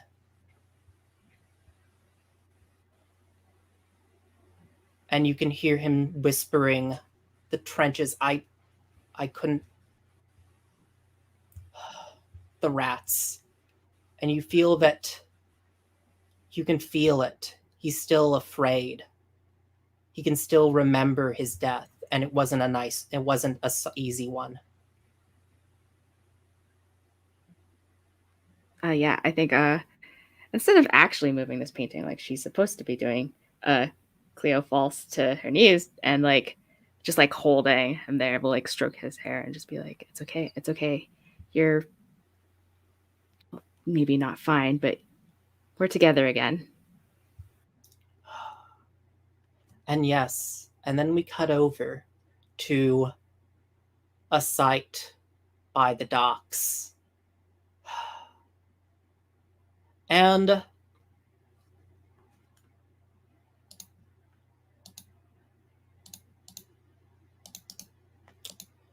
Bill's there and he has a pistol in his hands and he's saying,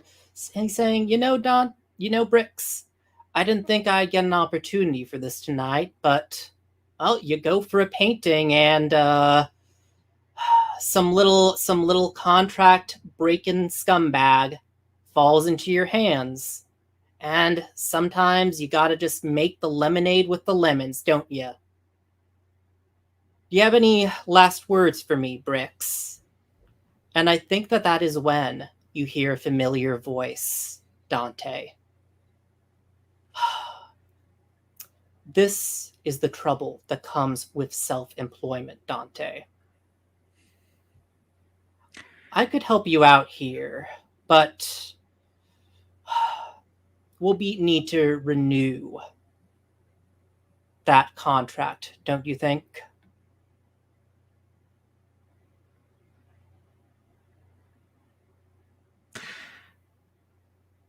Well, good evening, Mr. Benedetti. It's been a while. Hope you've been keeping okay. Better now that I've left the old country. It was rather hot there, if you catch my meaning. Loud and clear, Mr. Benedetti. Loud and clear. Forgive me, my manners. Angelo Benedetti. This is Bill McCoy. Bill McCoy, Angelo Benedetti.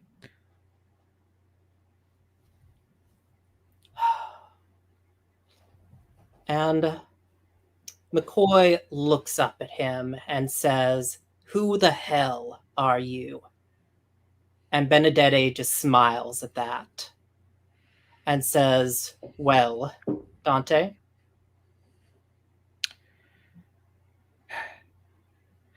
Mr. Benedetti here used to be, I guess you might call him my sugar daddy.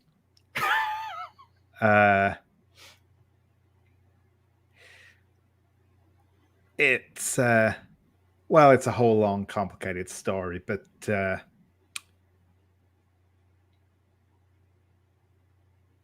thing is, if I agree to this deal he's offering me here,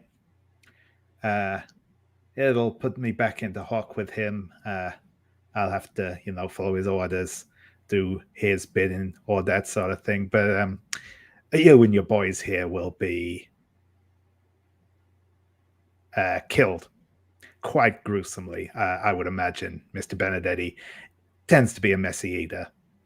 But if you put that gun away, I don't have to do that deal with Mr. Benedetti, and you don't get dismembered. Shall we say dismembered? Dismembered's a good word, right? So, you let me walk. Mr. Benedetti here will probably come up with some sort of contrivance for me, which probably won't go too well, but I figure I get at least get a running start. So, what do you say?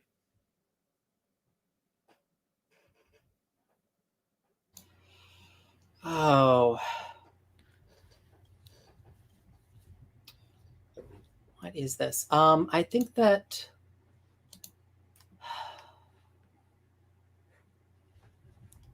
yeah, this is, I guess, persuade an NPC here. I definitely think. Give me a roll with heart.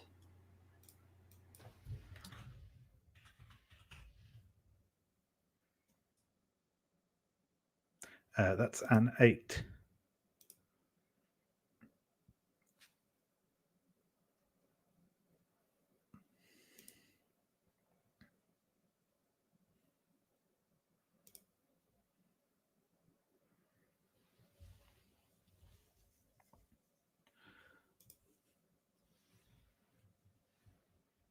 Cool.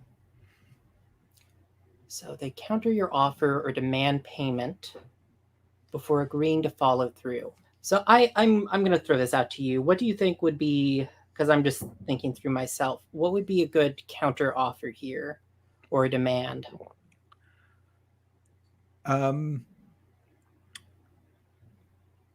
So yeah, I think he's obviously going to want something in return from me. Whether that just be a flat debt or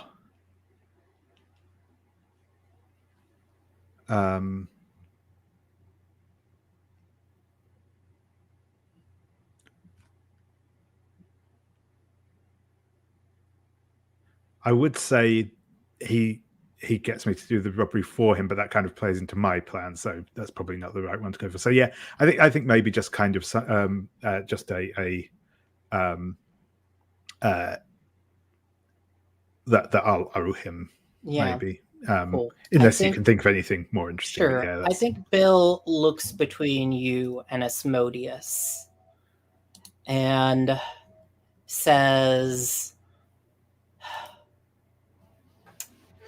"All right, Bricasey, But we're going to remember this, that when I could have ended you, I didn't.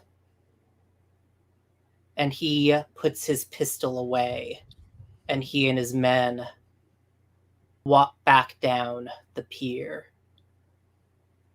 And Angelo kneels down beside you, where you, I think probably you've been like, forced to kneel down on the knock, and says, "Now that's my boy. Turns out you have learned something from the old man.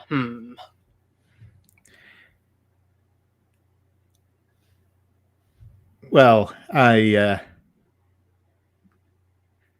try not to make the same mistake twice unless it pays well or it's pretty.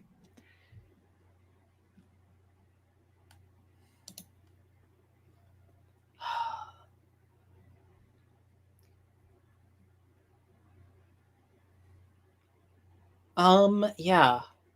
So I'm just wondering, just to play up some themes here. I'm curious if you are okay with us saying that Angelo isn't just the demon you're contracted with, he's your father?